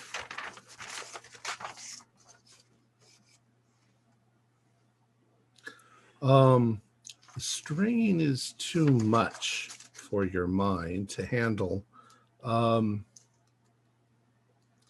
think you suddenly freeze on the gangway, and to the rest of you, it looks like the doc might be afraid of heights because she's grabbed a hold of the sidebars and she's holding on, and it looks like she's swaying just a little, like maybe, like somebody who looks like they're frozen up and terrified because of the possible falling into the water. Doc, you can do. Please move. Please. Doc, you okay? Kostrov, maybe help her up the gangplank. Yeah, I will. As much I don't really. Well, Mills and the guard managed to get across them too, so I will go As and try to help. Officer Kostrov, as you come up behind her, you can see that her knuckles are white. She's holding on with all of her might to the gangway. And when you touch her, she visibly lurches, quite startled. Doc, she looks as white as a ghost. But she begins to sort of calm down as she's looking at you. So you, Dr. Catlin, Dr. DeHammer, you regain control. we need to get across. I'll very cautiously edge my way across the gangplank. Gangway. I'll follow. Right. So ultimately, you all end up on the deck. It's cold. It's wet. There is a doorway. The door has actually been removed, so you can see where it leads in. Detective Jenner, you've been here before, so you remember most of it. Kostroff, you were here before also, but you don't remember because you were knocked unconscious. You were ultimately taken out, so you don't remember. But so you're standing there in front of the door. What do you guys do? It's raining. It's wet, and Franklin now his body language has begun to change, like he's trying to remember, and he's trying very hard not to remember something.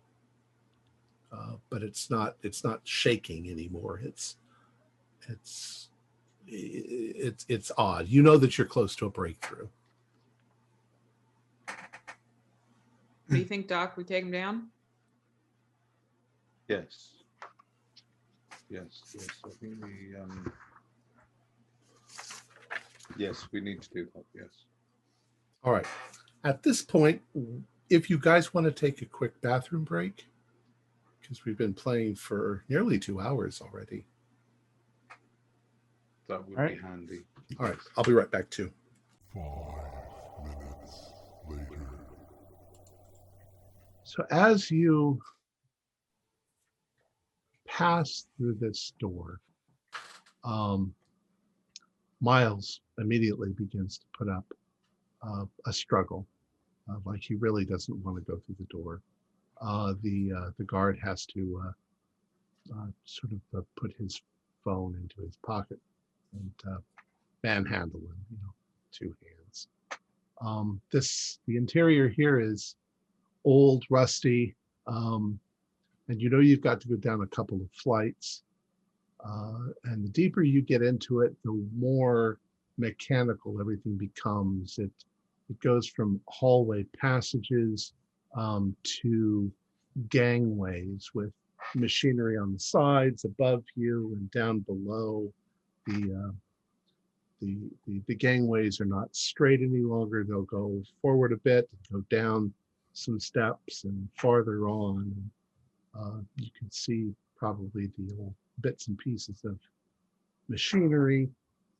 A lot of it has been partly torn out. A lot of the electrical circuitry and stuff has been torn out. The copper's been torn out. And as you are heading down into this labyrinth of places, you're heading towards the engine room, and Dr. DeHamry, your phone once again vibrates. And hold on, let me find it.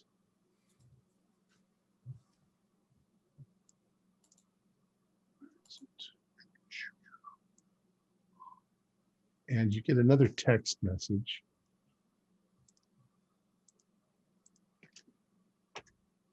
That simply says that.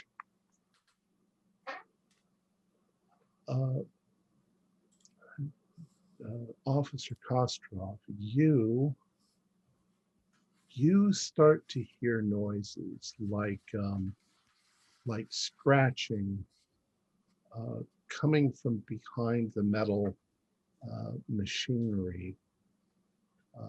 And Detective Jenner, you smell oil, and it smells like old burnt fuel and rust and mold. It reminds you a great deal of the smell in the bathroom back at the house. And Prosecutor Katz, you don't smell the fuel, you smell wine and cigarettes, and you can't seem to get that smell out of your nose. And all of a sudden,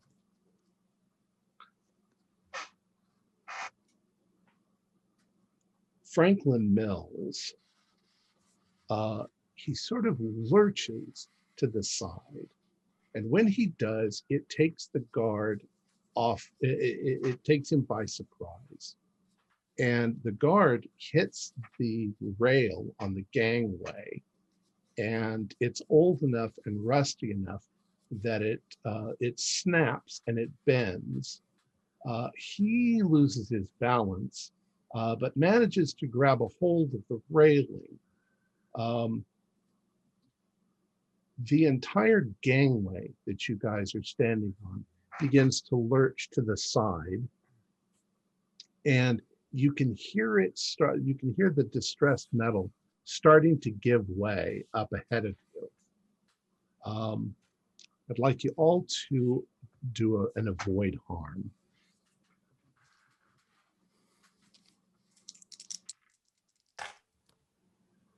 11. 16. 15. Maybe 17. 13. Okay. Yeah, 17. So, Detective Jenner, you said 16? 15. 15? Okay. When the gangway feels like it's starting to go, you sort of run forward to a place that seems more stable, where you're coming up to where there's another door. Okay. And there's railings there which you can hold on to. Did somebody get a 16? I got a 17. Okay, you got a altogether. 17. Officer Kostrov, since you were last, you do something very similar to Jenner, except that you run the other way. You run to the other end of the gangway to where it seems more stable, and you grab a hold of some of the machinery in case the gangway goes. Joshua, what did you get? 11. You got an 11. You feel part of the gangway snap, and it drops a couple of inches, and you lose your footing and fall down and almost roll off the gangway into the machinery. Of course, the machinery is not running, but there's sharp metal and stuff, and you sustain one harm. And Dr. DeHamry, I got a 13. 13. The same thing when the prosecutor Katz falls, and of course the gangway you're standing on also drops a little bit. You grab a hold of the railing and you swing out. You bang against some of the machinery, but you don't fall into it. And after a moment of creaking and groaning, the noise stops and you all start to recover, and Franklin Mills is gone.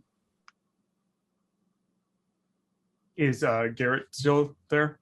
Yeah, but he's also hanging from the gangway.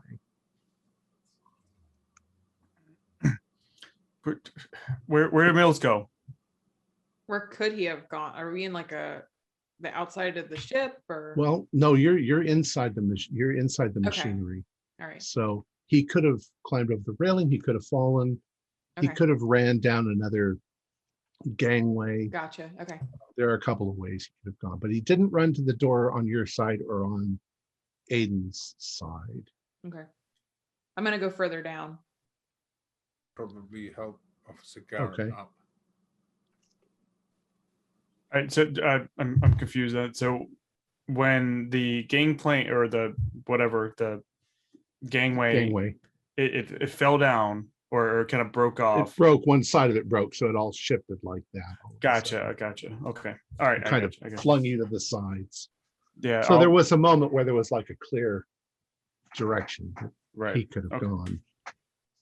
gone. Yeah, I guess help out Garrett since he's kind of hanging there. Okay. He's cursing. He gets up and he says, "Oh, where did the prisoner go? I need to retrieve him." Yeah. Well, he immediately climbs back up onto the gangway and starts marching, and one just picks a direction. It's like, go this way. He starts Oh. looking around for any kind of evidence. My guess is that he's going to be headed for the engine room. That'd be my guess as well. I think if he's as close to a breakthrough as I think he is, then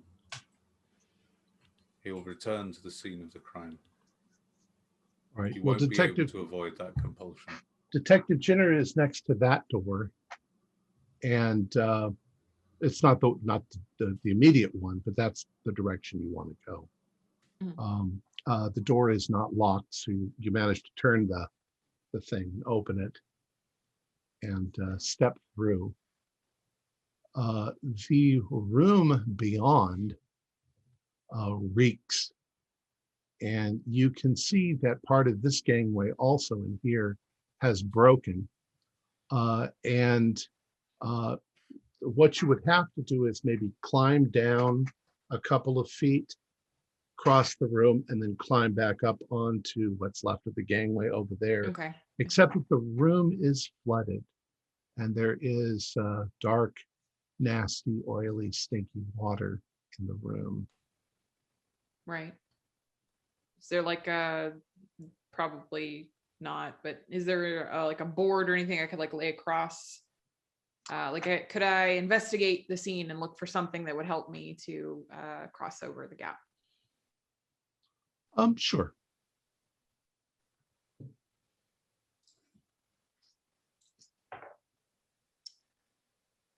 No, 8. Okay. And there's nothing in here. Okay.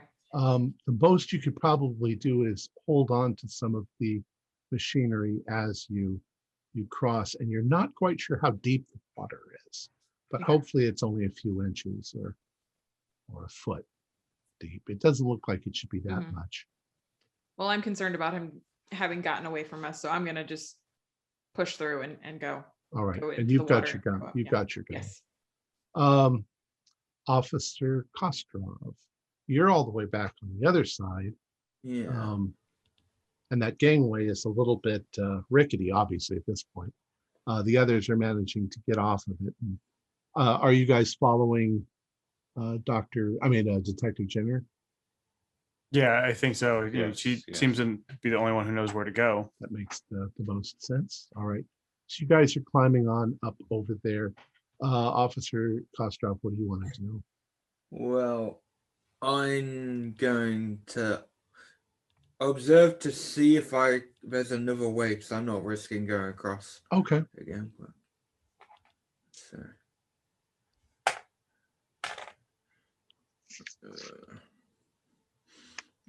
what is my 14?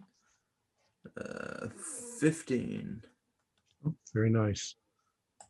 Yes, you look over and there is there are other hatches, and you're pretty sure they're all through here. You should be able to just go through there and follow the second gangway and come out in that hatch. It looks like the two are probably connected. So you could Okay.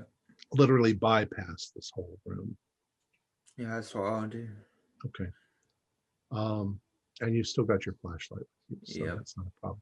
None of you lost your None of you lost your flashlight. You have a baton, yeah. Yeah, I have that. Well, actually, no, I have the kitchen knife still. So You brought the kitchen knife into the boat. yeah, I probably put it like I probably had my belt on around my trousers, so I probably just Okay. All right, so the three of you are on the other side and you've opened up the door. Detective Jenner, you're starting to cross the room. The other two of you, you see the same situation. You are about 3 feet above what may be the floor, but there's nasty water all over it. And you see Detective Jenner crossing. If you want to wait until I get to the other side, I can see if there's anything that will help you guys get across. Works for me. I look down at my rather expensive shoes and say, yes, thank you.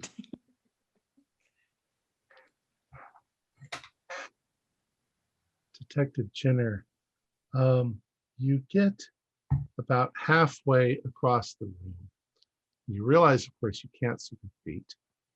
You are, moving slowly, mainly because you don't want to trip on anything. Sure. And you put one of your feet forward. You don't feel any obstruction, and you lean your weight on it, and all of a sudden there is nothing there, and you fall forward into this nasty liquid. You are suddenly up to your neck, and you go under for just a moment. Joshua, Katz, and DeHamry, you're standing there, and you see her go down, and she falls into the water. And for a moment, the water is splashing where she goes down, but she doesn't come back up again. What do you guys want to do? You look around the room, kind of investigate the scene to find any like poles or anything, even metal poles that I could grab. And do an investigate. Okay. Or what would that be? I guess investigate. Okay. 19. It says ask a question, but I'm going to say that you find a number of things that could be used. Pieces of broken railing that are 10 feet long. Meanwhile, Detective Jenner, do avoid harm.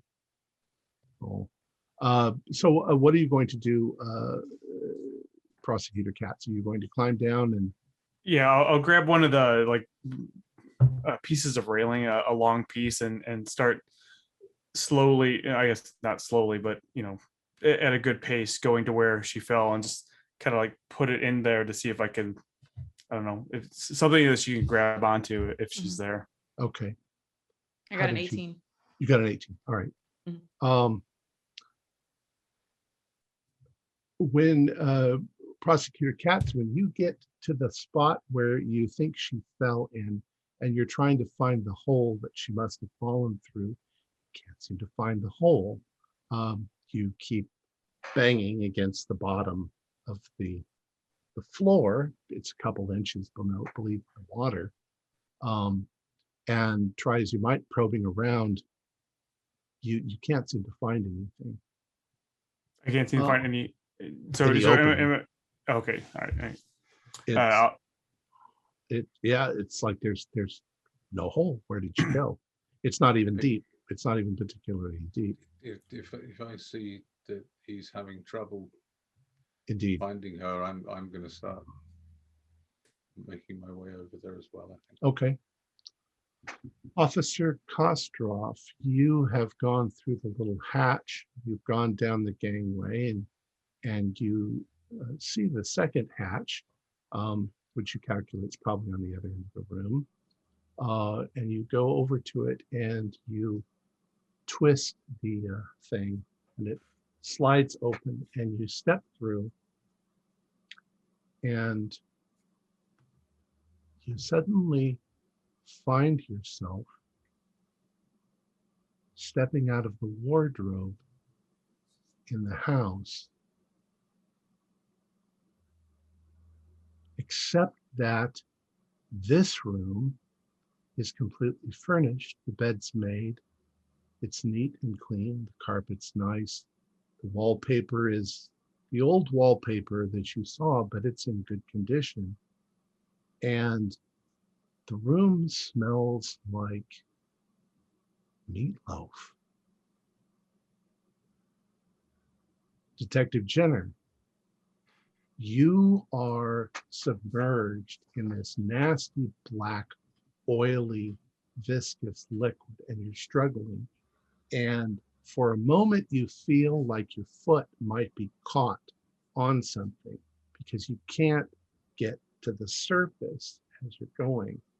But then whatever it is breaks free or releases you, and you splash up into the bathtub in the house that you were in just a little while ago. Only the bathtub is in perfect condition. Tiles are all in good condition. The house smells like meatloaf. The water like oily and black in the Yeah, bathtub. it's still oily and black. Mhm. And you find yourself gasping for air and climbing out of the tub. Prosecutor Katz and Dr. DeHamry. Can I just say I've taken my shoes off at this point. I'm Gonna holding carry my him. shoes. Yeah. All right, I'm not, you guys I are don't in know how this. much use I'm going to be now because I've got my briefcase in one hand and my shoes in the other. But...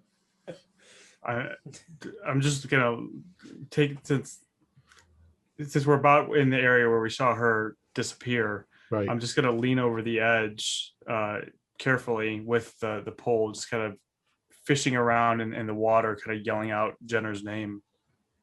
You don't seem to find anything. You keep. It's obvious when you're hitting metal, because it clangs like metal, and it doesn't seem to be particularly deep. Maybe a few inches. You keep scooting forward because maybe you're in the wrong spot. Mhm. That's what you keep thinking. But you go all the way to the opposite side where you have to climb up to get to the door, and there's no hole. Where did she go? You have no idea. Dr. DeHamry, you're as perplexed as Katz is. What do you guys want to do? I look back at the doctor, and is Garrett still there? Is he still in here with us? Garrett went looking for the prisoner and seems to have wandered so- off somewhere. Okay, great. I look at the doctor and say, I can't find her. I don't know what happened. I think we need to go call for help. Yes, I think you're right. All right. This is, we've certainly lost control of this situation. We need to get some people in here right now. Do we think we can go back the way that we came, with where the kind of gangway fell off, or do we need to go back a different way? If you're careful, yeah, you should be able to go back that way. I say we go back the way that we came, that we know how to get out of here, or hopefully that way. And once we hit the surface, we can call somebody and get search and rescue down here. Okay, if that's what you think is best. Yeah, then, let's. I'll let you lead the way. Okay, then I'll just carefully, still with the pole as we're going, down, just to be sure, I haven't missed anything, with, flashlight in the other hand, just scanning the oily water until, we get to the end and start heading back up. All right. I'd say without any difficulty, you managed to cross back to the other end of the room. You climb back up onto the remnants of the gangway and step into the other room where the slightly broken gangway is. I would like you both to do avoid harm. Is that what it is? Yeah, avoid harm as you cross the gangway. 12.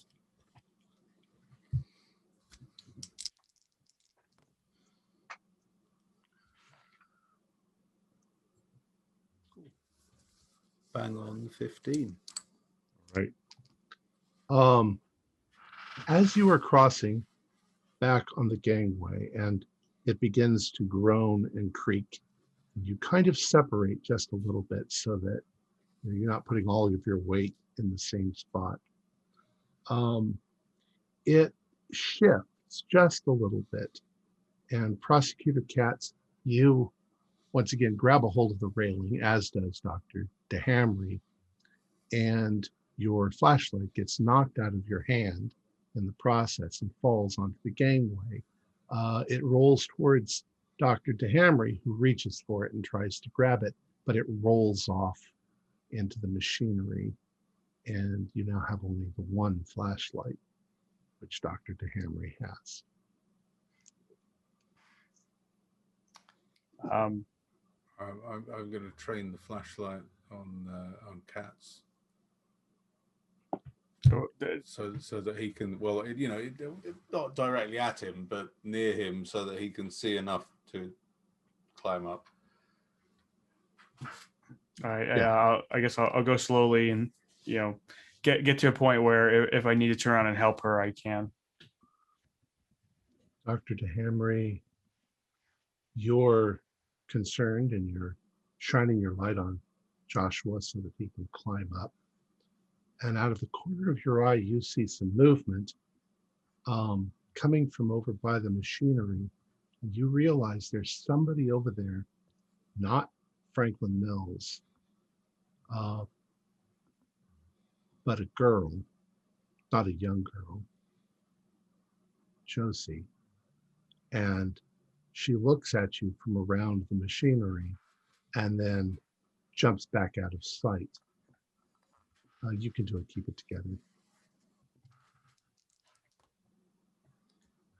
Oh, well. 16, 18. Very nice. You guys are having such great rolls. I'm hard as nails. You grit your teeth and you stay on course. Yep. I cling on to my Jimmy Choos. But your flashlight vibrates for a moment, and Cats, you managed to climb back up. Officer Kostrov, you have stepped out into this room, and you can hear something. Someone's downstairs humming. You hear pots and pans maybe being moved around in the kitchen downstairs. Okay.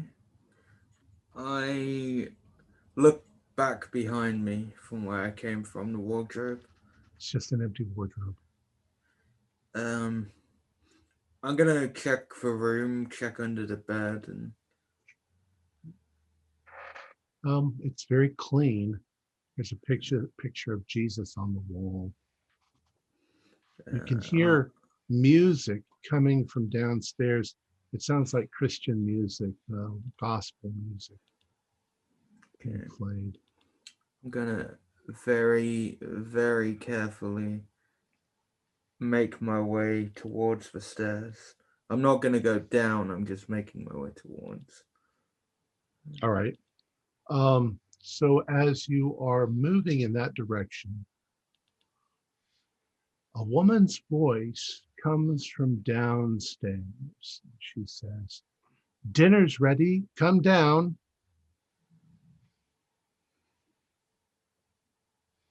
Okay.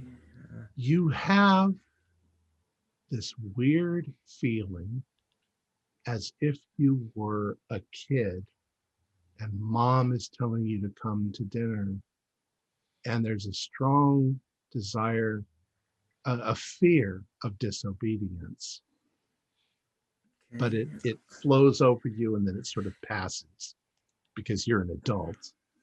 This ain't your house. What the fuck? I'm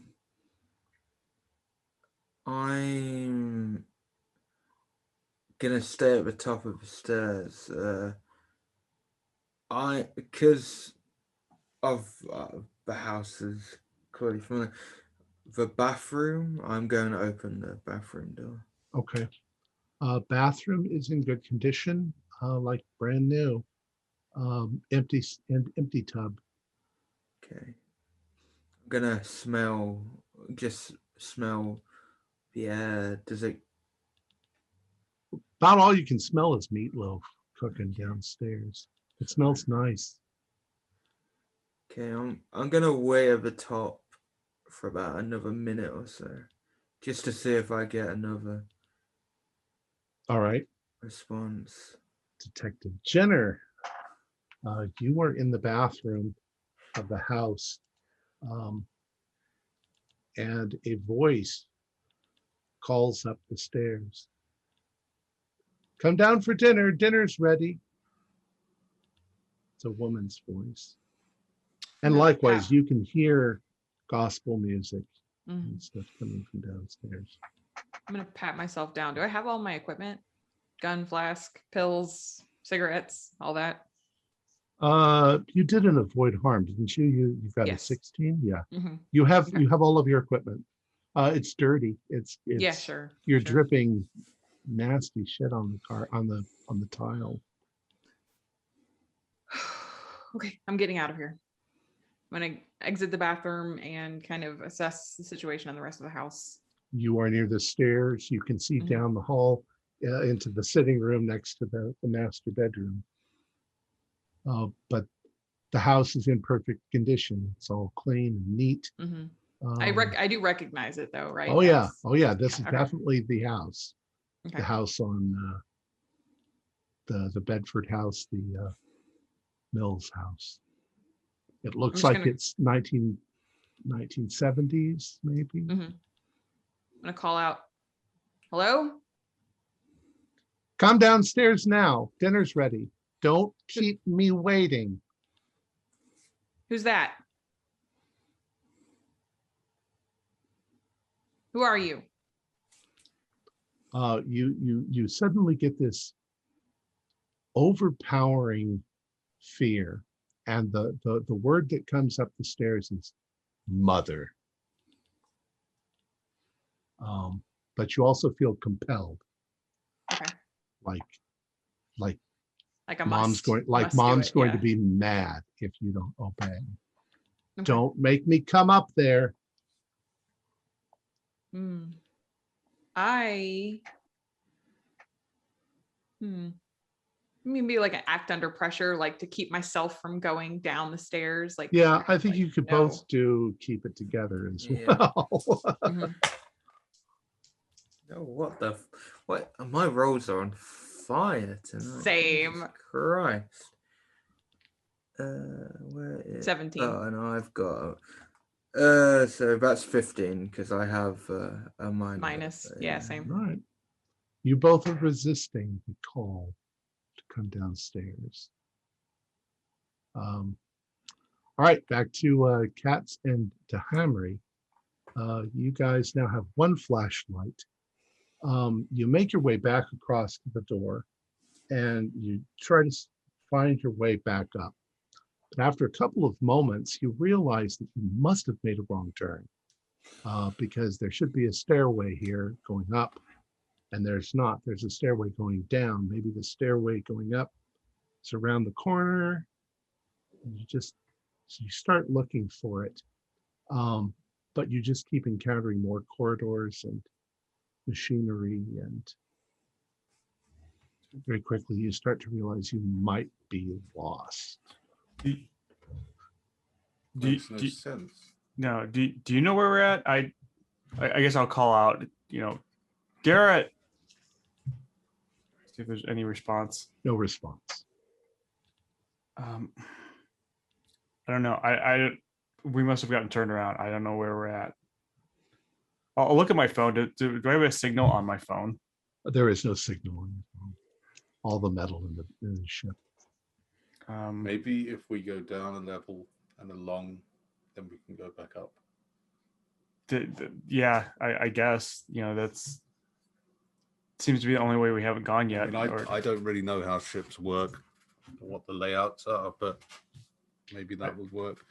I've never been on a ship this big, so it's worth a try. I mean, maybe we'll run into Kostrov too. He went in a different direction. Maybe we'll run into him. Yeah. So. All right. So you start off. Well, I'm going to put my shoes on, and I'm also going to take my my pepper spray out, and more for reassurance than defense. But... So you start to move forward, and Dr. DeHamry stops for a moment and takes her shoes and puts them down. They are expensive shoes. And Dr. DeHamry, you hear a noise from off behind you. And as you just in the moment that you glance back, you turn your flashlight and you look, you're pretty sure there's a man, not Franklin Knowles, but somebody you recognize. You're pretty sure that it's Dermont.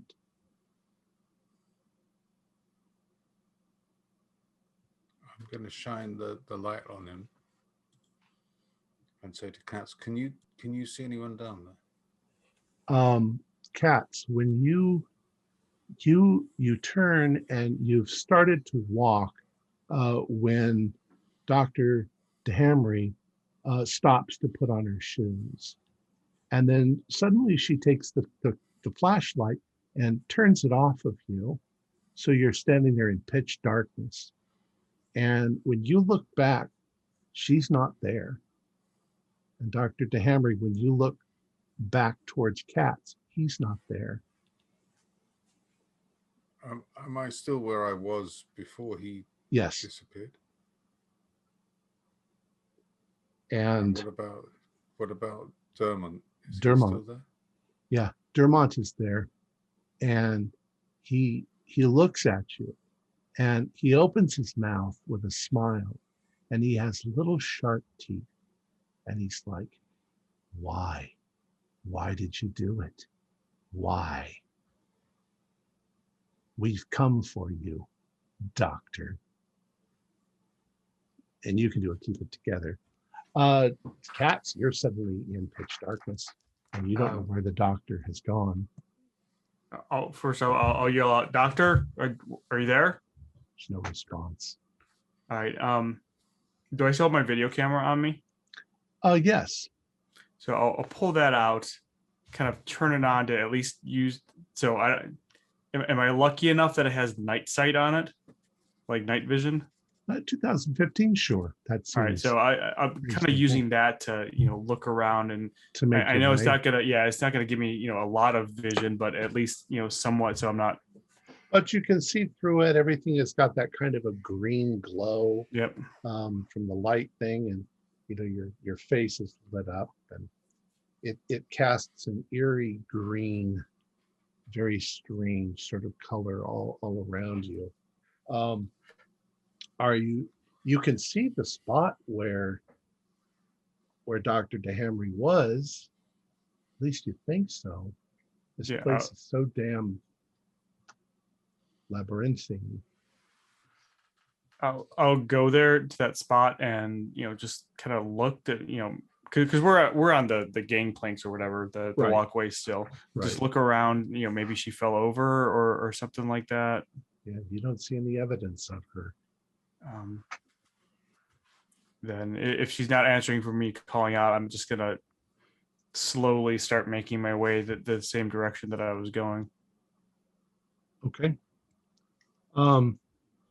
As you are making your way in that direction, you do see a stairs going up. To say thank God, and start climbing up the stairs as best I can. Okay. Officer Kostrov.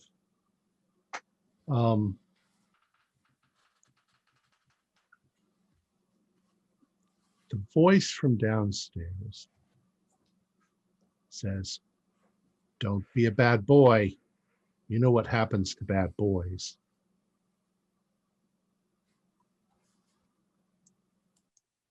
Kostrov is kind of going to take a loud step, try to make a just down one step. So he's going to start going, and then he's going to go back up.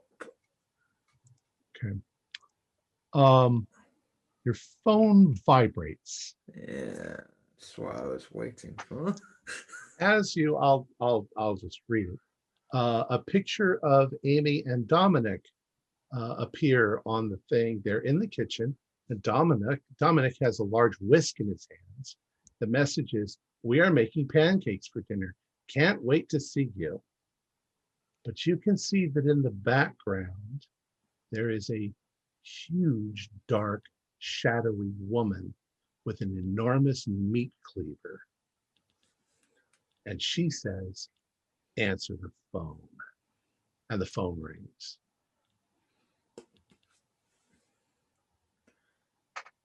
Hello.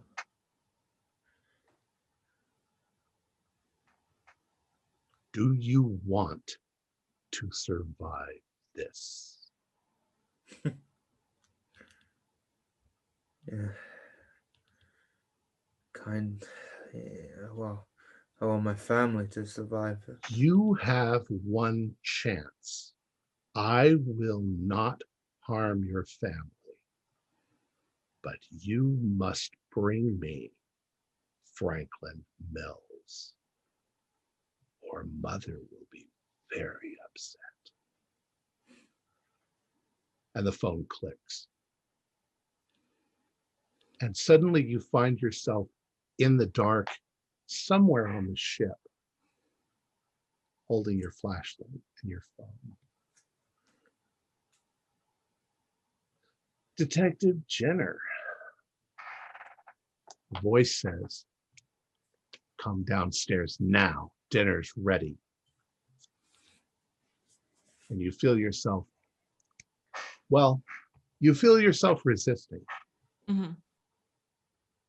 But all of a sudden, it feels like the ground gives way from under you. And for just a moment, you're falling, and you have that reaction like you're falling, and you are suddenly in the kitchen, and you are sitting at a table, and directly across from you is a little girl dressed all in pink, Lydia Gibbs. And there's a woman in the kitchen. She's cooking or cleaning the dishes, and there's really awful gospel music playing. There's religious iconography on the walls of Jesus, and like a fundamentalist Christian would have. And she says, Lydia has told me what a bad person you are. You're not real. None of this is real. And I'm gonna like scramble back away from the table. Probably the chair clatters behind me as I like struggle to get away. She says, you can't get away. And you suddenly find yourself back in the chair in exactly the same thing, as if your clattering didn't do anything, as if you've jumped a moment back in time. And she says, she never lets you see her face. And she says, listen, all I want is Franklin Mills. I need him. You bring him here or you kill him and he'll come here, but I want him back. And if you do it, I will let you have William and the little girl back. Alive? Alive. As long as you promise to raise them as your own, to make up for the sin that you committed. Fine. Yes, fine. Now eat your meatloaf. And she turns, you still can't quite see her face as she throws the meatloaf down in front of you. Looks delicious, it smells wonderful. I'm gonna try to get up from the table again and go out the front door. You jump up, you run towards the front door and open it, and as you step through, you're back on the ship.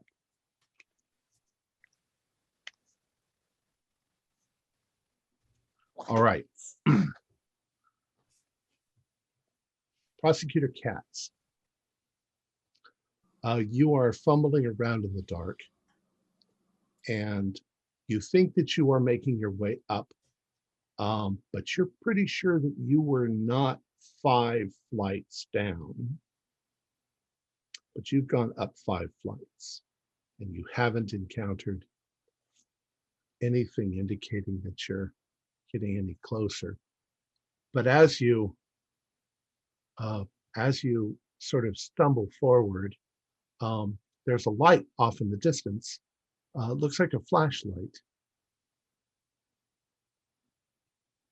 Call it hello and slowly start making my way towards it. Detective Jenner hears you. Cats, is that you? Jenner? Yes. Where are is it? You have the light? Yes, it's me. All Waving right, the so light. start heading towards her. Okay. What happened? Where were you? You went into the water. I couldn't find you. Fucking Christ, I don't even know how to explain. I just want to get the fuck off this ship and find Mills. I can't.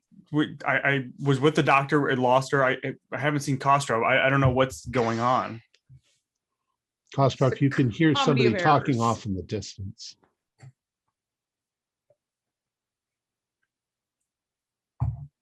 Hello? Hello? Anyone there? You hear Kostrov somewhere off in the distance. Kostrov. Jenna? Kostrov. Where are you? Come towards the light. Come towards our voices. Dr. DeHamry, 3 more people have appeared. You recognize Josie and Sarah and Kyle.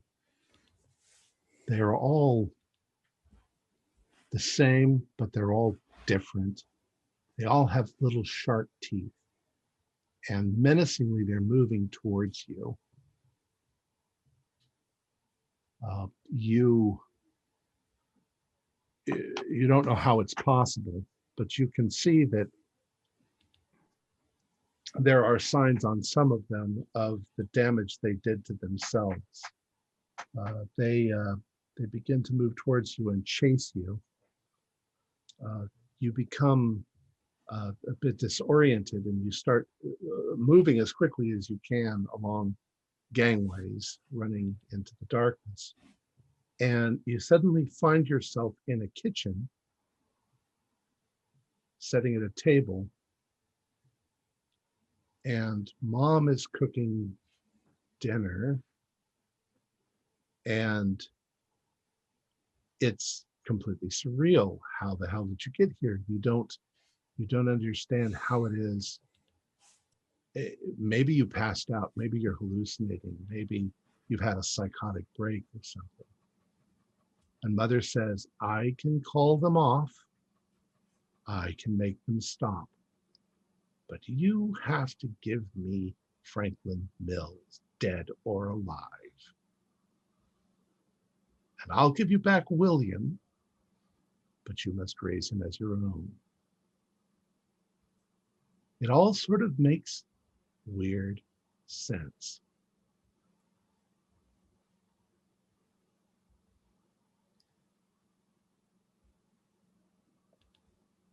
All right. If I have your word. She says, you have my threat. And all of a sudden, you are also back on the gangway, just a couple of feet from the 3 others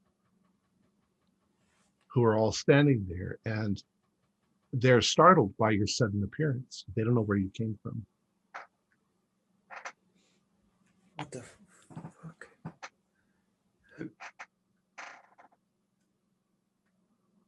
All right. I think possibly there's something in the air here. I agree with you. I think we need to either find Mills or get off this boat and put a phone call in. I don't. If you can figure out how to get us out. We've got to find him. We can't. We need. I mean, just think of the ramifications. If we leave a notorious mass murderer Right, you're right. unattended, You're right, Doc. We'd all on be out this of ship, jobs. yeah, We'd all be out we'll of be jobs. ruined. We'll all be ruined. All right. We have Let's to find him. him. You think the engine Fine. room is most likely? I didn't actually make it across to the engine room. Did you? No. Once you went down, we decided Right. to head back. I got to the door, but no. Kostrov, you found a way around to the engine room, so we don't have to Yeah. go. Okay, maybe we should Yeah, just I take found that a way. way. Typically, killers return to the scene of their crime, and as in this case, we've very much facilitated that. I'd expect him to do just that.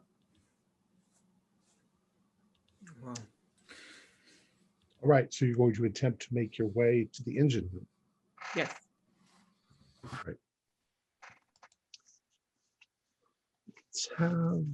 Let's see. I have to memorize all of these.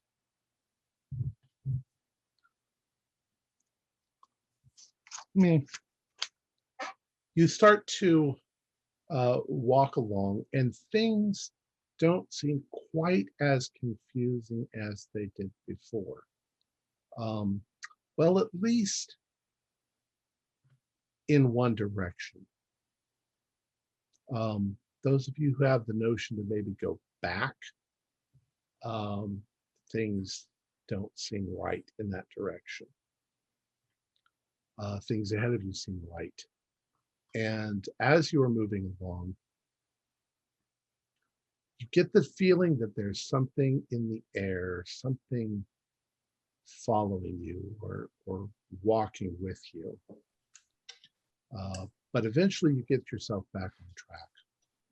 You find the room that you had to cross with the water on the floor. There is no hole. You cross to the other side and open it and go through, and you're very sure that you are heading directly towards the engine room. Detective Jenner, at first you start to hear what sounds like scratching behind the walls, but then you start to hear a wee little voice off in the darkness that sounds like a little boy crying. William? William, is that you? It continues, and as you move on, you can all sort of hear it. we need to hurry. Yeah. How is He's that been down here possible? for months. Maybe he's been drinking this disgusting water or something. I don't know. I'm gonna like hurry to the sound. Okay.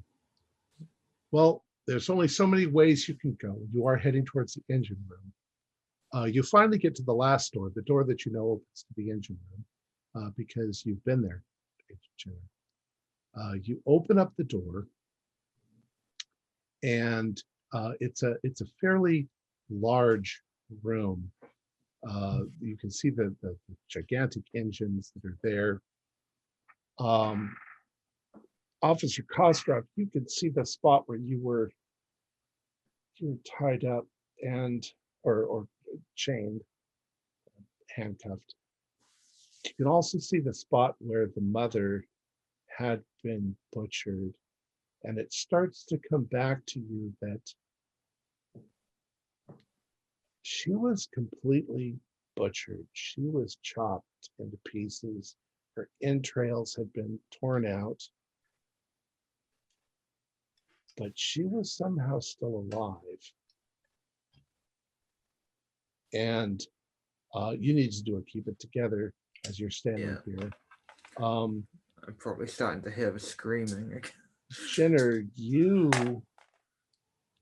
also recall all this. You recall your partner getting shot, and finding this woman that had been butchered, and finding Kostrov.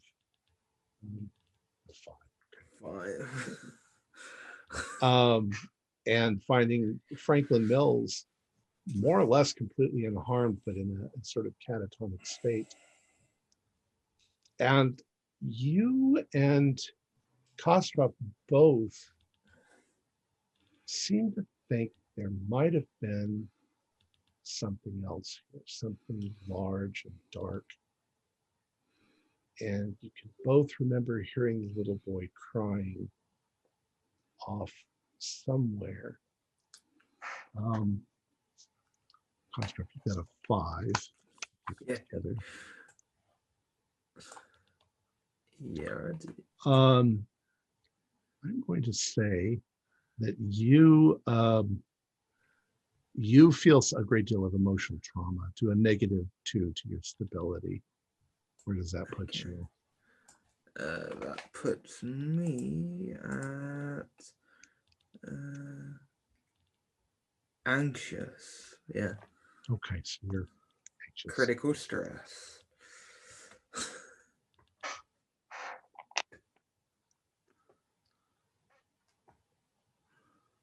Dr. DeHamry,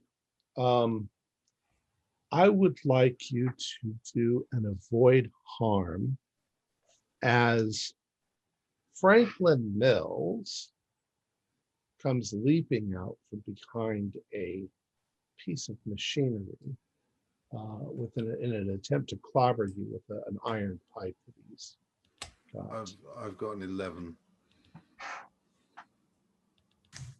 All right.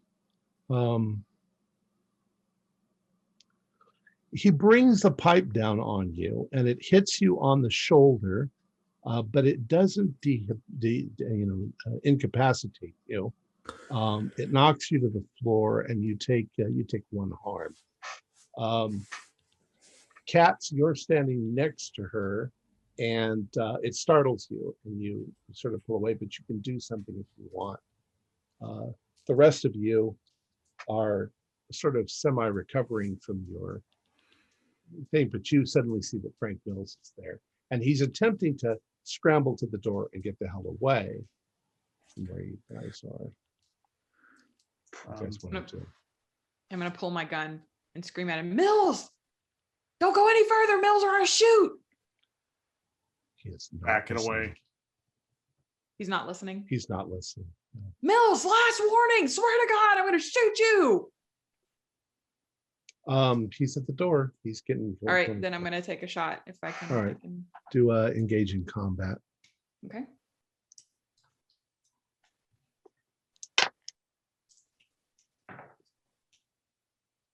Oof. 8. Oh, 8. Your attack doesn't go as anticipated.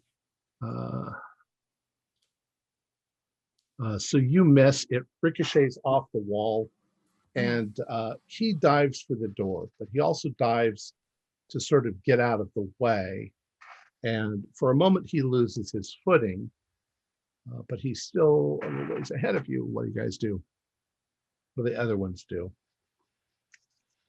Well, I'm obviously still suffering from a bit of stress right now, so I'm trying to block out. But if I get a moment to block out whatever stress I'm having, I will try to push forward towards Mills.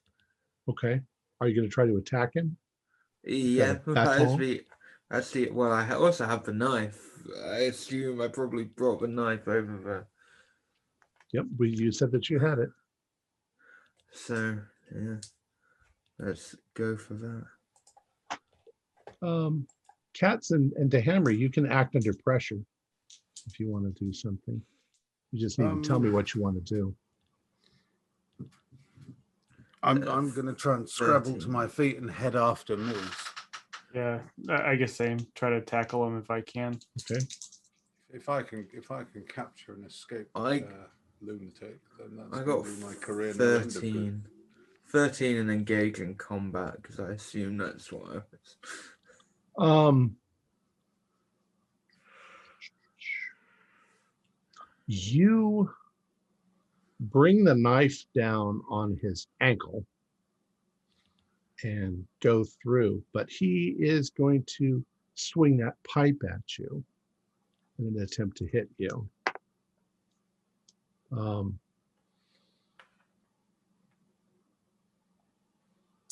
He got a 13 if you want to try to avoid damage. Avoid harm. Avoid harm. 14. Okay, he hits you with it. It does one harm, but it doesn't incapacitate you. By now, Joshua and DeHammer, you've scrambled up. Felicia, you can't take another shot because you'll might hit one of them. Mm-hmm. What do the two of you want to do? Grab him, subdue him, hit him? Yeah, I was gonna try to grab him. I rolled a 13 on act under pressure. Okay.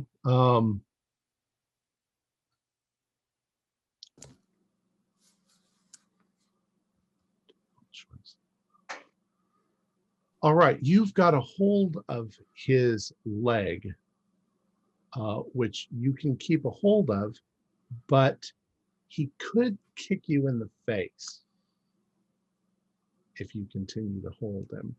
Yeah, Unless somebody else. Dr. DeHamry, what did you? I rolled a 12 on act under pressure. I'm going to attempt to use the syringe of tranquilizer that I've got and inject him with the tranquilizer. Okay, so you manage. You've pretty much. You guys are scrambling on top of him. DeHammer, you've landed the syringe right in his buttock. You jammed it in there. But he is still swinging that pipe, so he is going to attempt to hit you with it. Yeah, he's swinging it wildly at a 2. You guys managed to knock the pipe out of his hand. All right, he is immediately coming under. He's getting groggy, but he's also struggling. He's like, no, what have you done? No.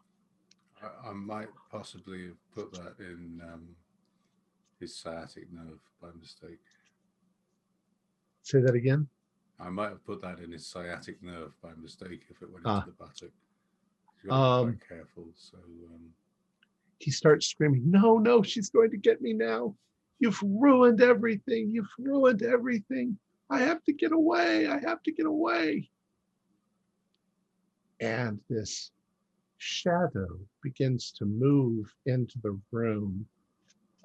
You feel an icy coldness from it, and you have an immediate aversion. It smells like meatloaf, and it's moving across the wall and towards where Franklin Mills is lying on the ground. He's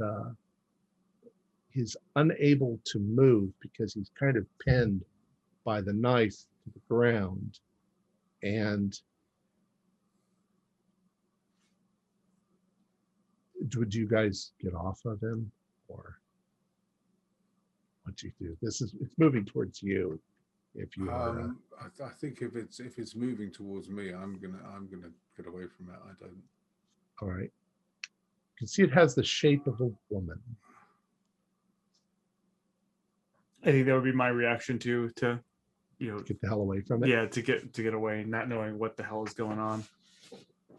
So as you were there, and you sort of roll back away from it, this shape it almost flares out like wings, and it wraps itself around Franklin, and you hear this nightmarish voice that says, "You've been such a bad boy.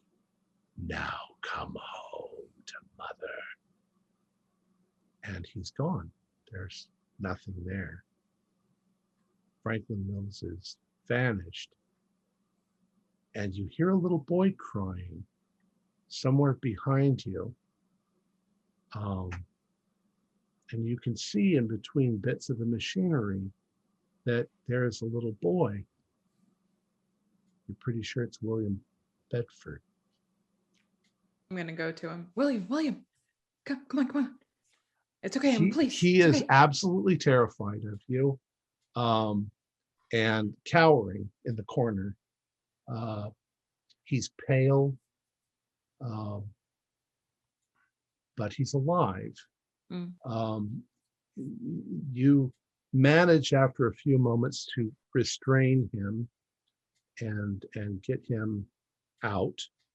Mhm. And you all manage to rather easily find your way back up to the surface. It's cold, it's raining, but you I'm gonna manage to get him record this. into the cars, one of the cars. Do we find the other guard? You don't. But eventually, backup arrives, you probably call. And nobody's exactly sure what happened to Franklin Mills or the guard, but you found William Bedford. William Bedford does not have any family. What are you guys going to do about that? Well, the mother said that I needed to raise him. I don't have a very stellar record with my issues. I don't know if those are cataloged or not, but I suppose I could apply to do some kind of like fostering or adoption, something like that. Ostrov, anything? Well, not with him. I'd be more focused on getting back to my own family, to be fair. Katz and DeHamry, is there anything you want to do? Well, now, I also feel that I could quite conceivably take over the well-being of this child, and to which I would add that I already have quite well-established contacts with Child Protective Services and similar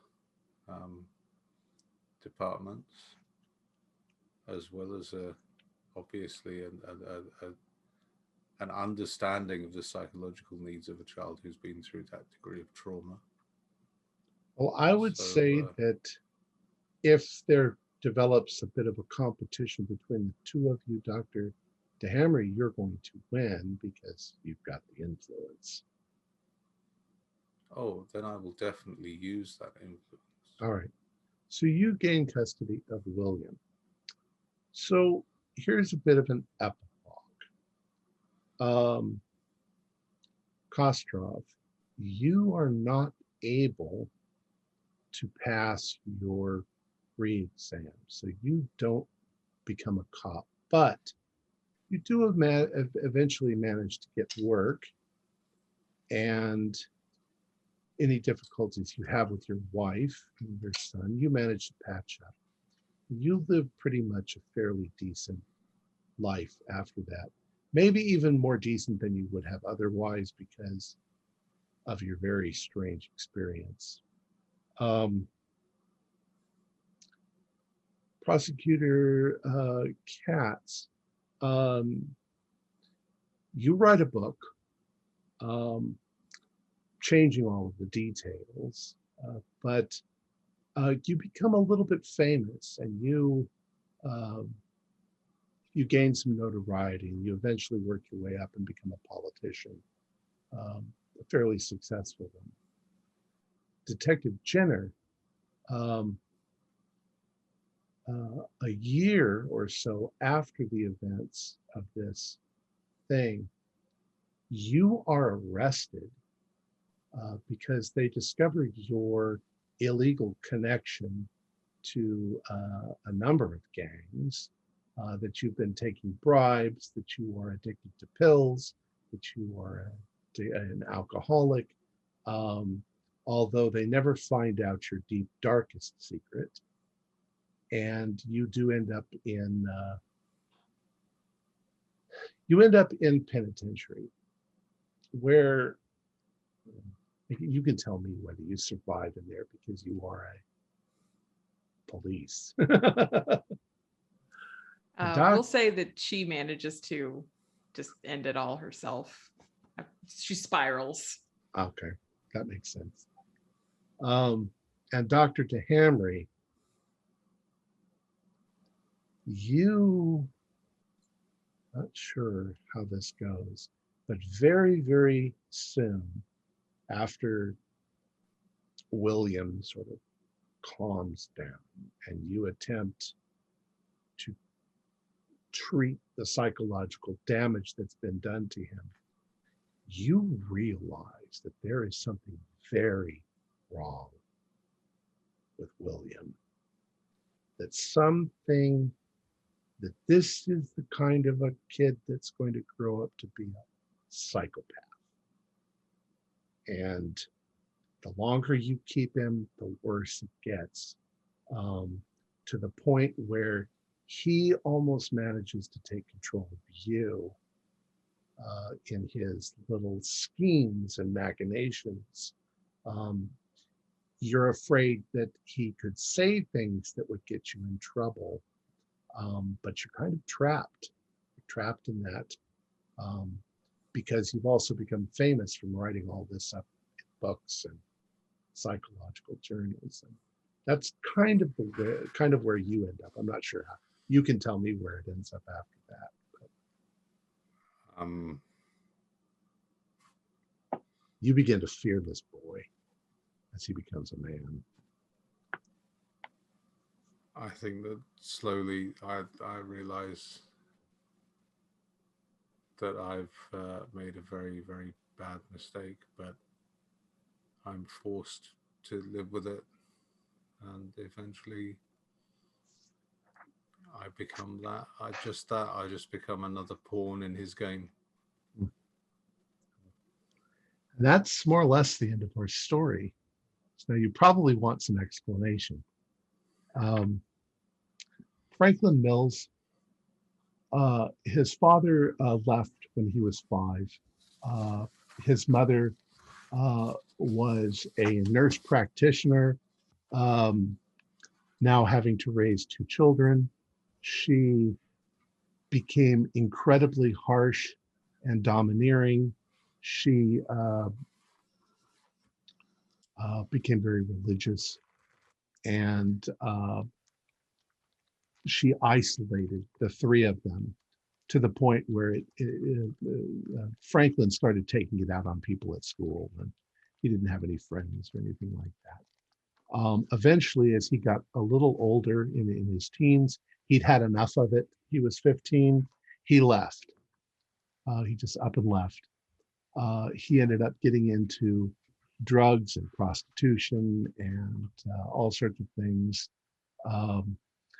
His mother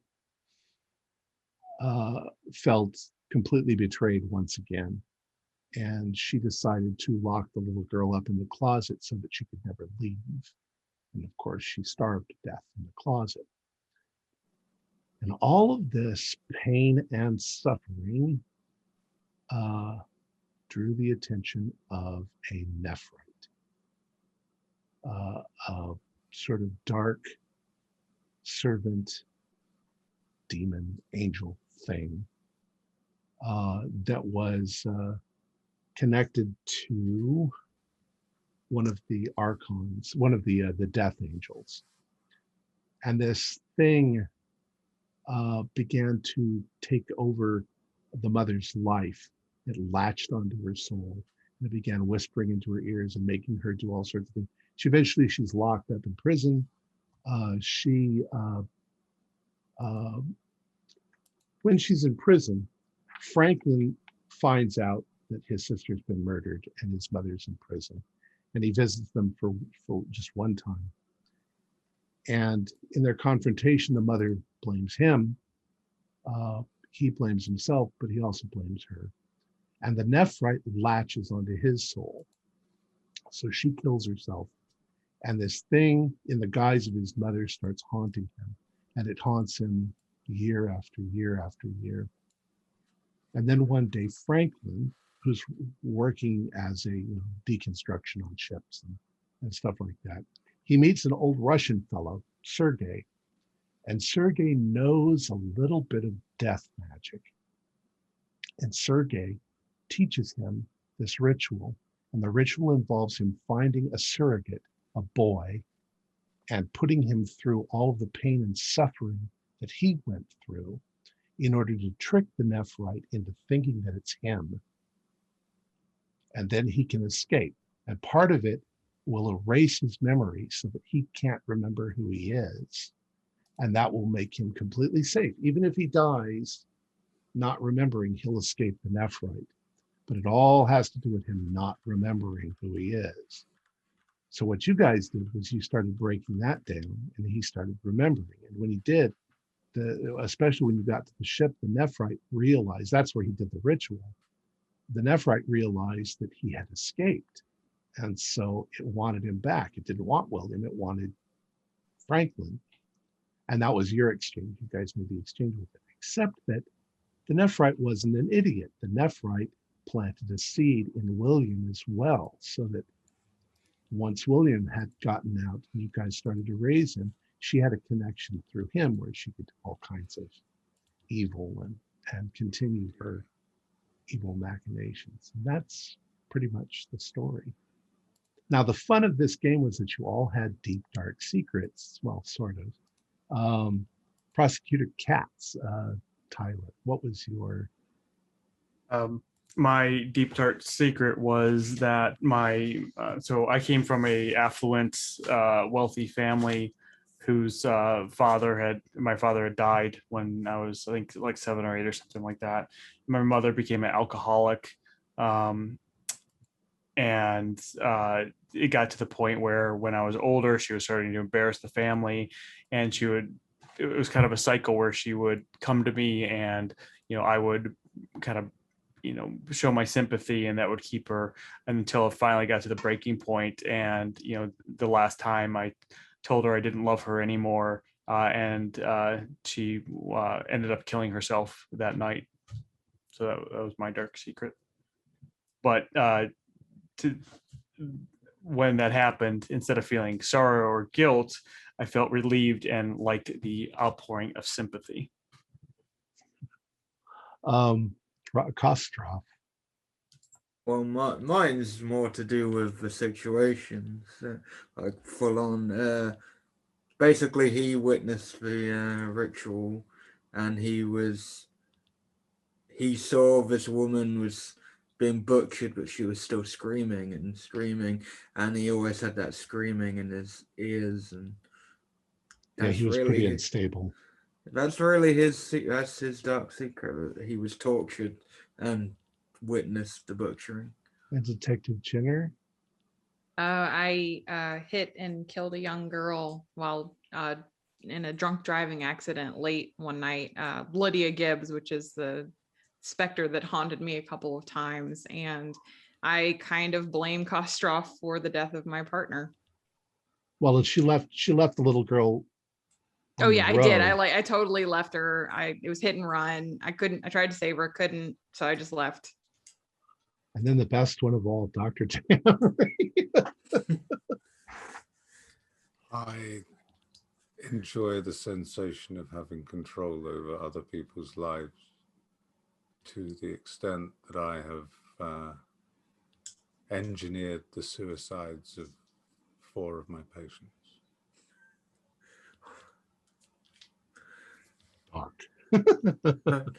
But right. Can I just say as well that it also says that I'm itching to find another vulnerable person and gain power over their life, which was why I pushed so hard to adopt the child. So I very much got my comeuppance there, I think. You're also probably wondering if you could do it to Costa as well. Oh, yes. Probably could have. I was unstable enough, you probably could have. But I was very much intending that if I got hold of Mills, if Mills was placed under my care, I would be able to not only do that, but also make a very lucrative career out of it at the same time. She was a wrong 'un. Really? I feel like Kostrov wasn't like that bad of a guy. Like No, he's he the wasn't- only he one. wasn't particularly, no. No, he wasn't. more of a victim. But before we end, because I know rules demons for Kult will be in the comments. So Tom, you don't actually have to roll a single thing. Well, You I were know, rolling for- I know that, but there just came that moment when I thought, well, does he succeed or not? You know. Well, that comes from technically it comes from the players. So you would get one of us to roll and your whatever, or I see. Yeah. but Well, I am still learning, so exactly. That's why I Um, didn't really say anything in game, because it's not really a problem. it's quite a bit different than Call of Cthulhu. You know, it's still a lot of narration and storytelling. I hope you guys enjoyed it. Yeah. Oh no, Yeah, it yeah. was great. It's a lot of fun. And anyway, let me go ahead and finish. We can talk afterwards.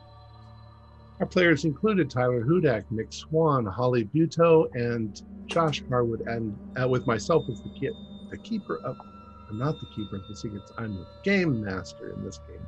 We have a Discord server where you can chat with other members, you can set up private games, and you can learn the finer arts of gameplay and game mastery. There's a link below. We're currently producing up to 4 shows a week with music and sound effects added in post-production in order to create a richer listener experience. We provide audio-only versions of our shows free for you to download from Podbean or iTunes. The costs involved with the show are provided almost entirely by our patrons. Without them, we wouldn't be able to do what we do. If you'd like to help support our show, please visit our Patreon account. Just $1 to a month helps us a lot. You can find a link in the description below. Like, share, and subscribe to our channel, and punch the bell icon for updates on our latest shows. And leave us some comments. We enjoy reading them and answering the questions you might have. This is Tom Rayleigh, together with all the members of our gaming club, inviting you to journey with us once again into the darkness for another deadly and disturbing role-playing session in the horrific universe of Cult Divinity Lost. Until next time, good luck, good gaming.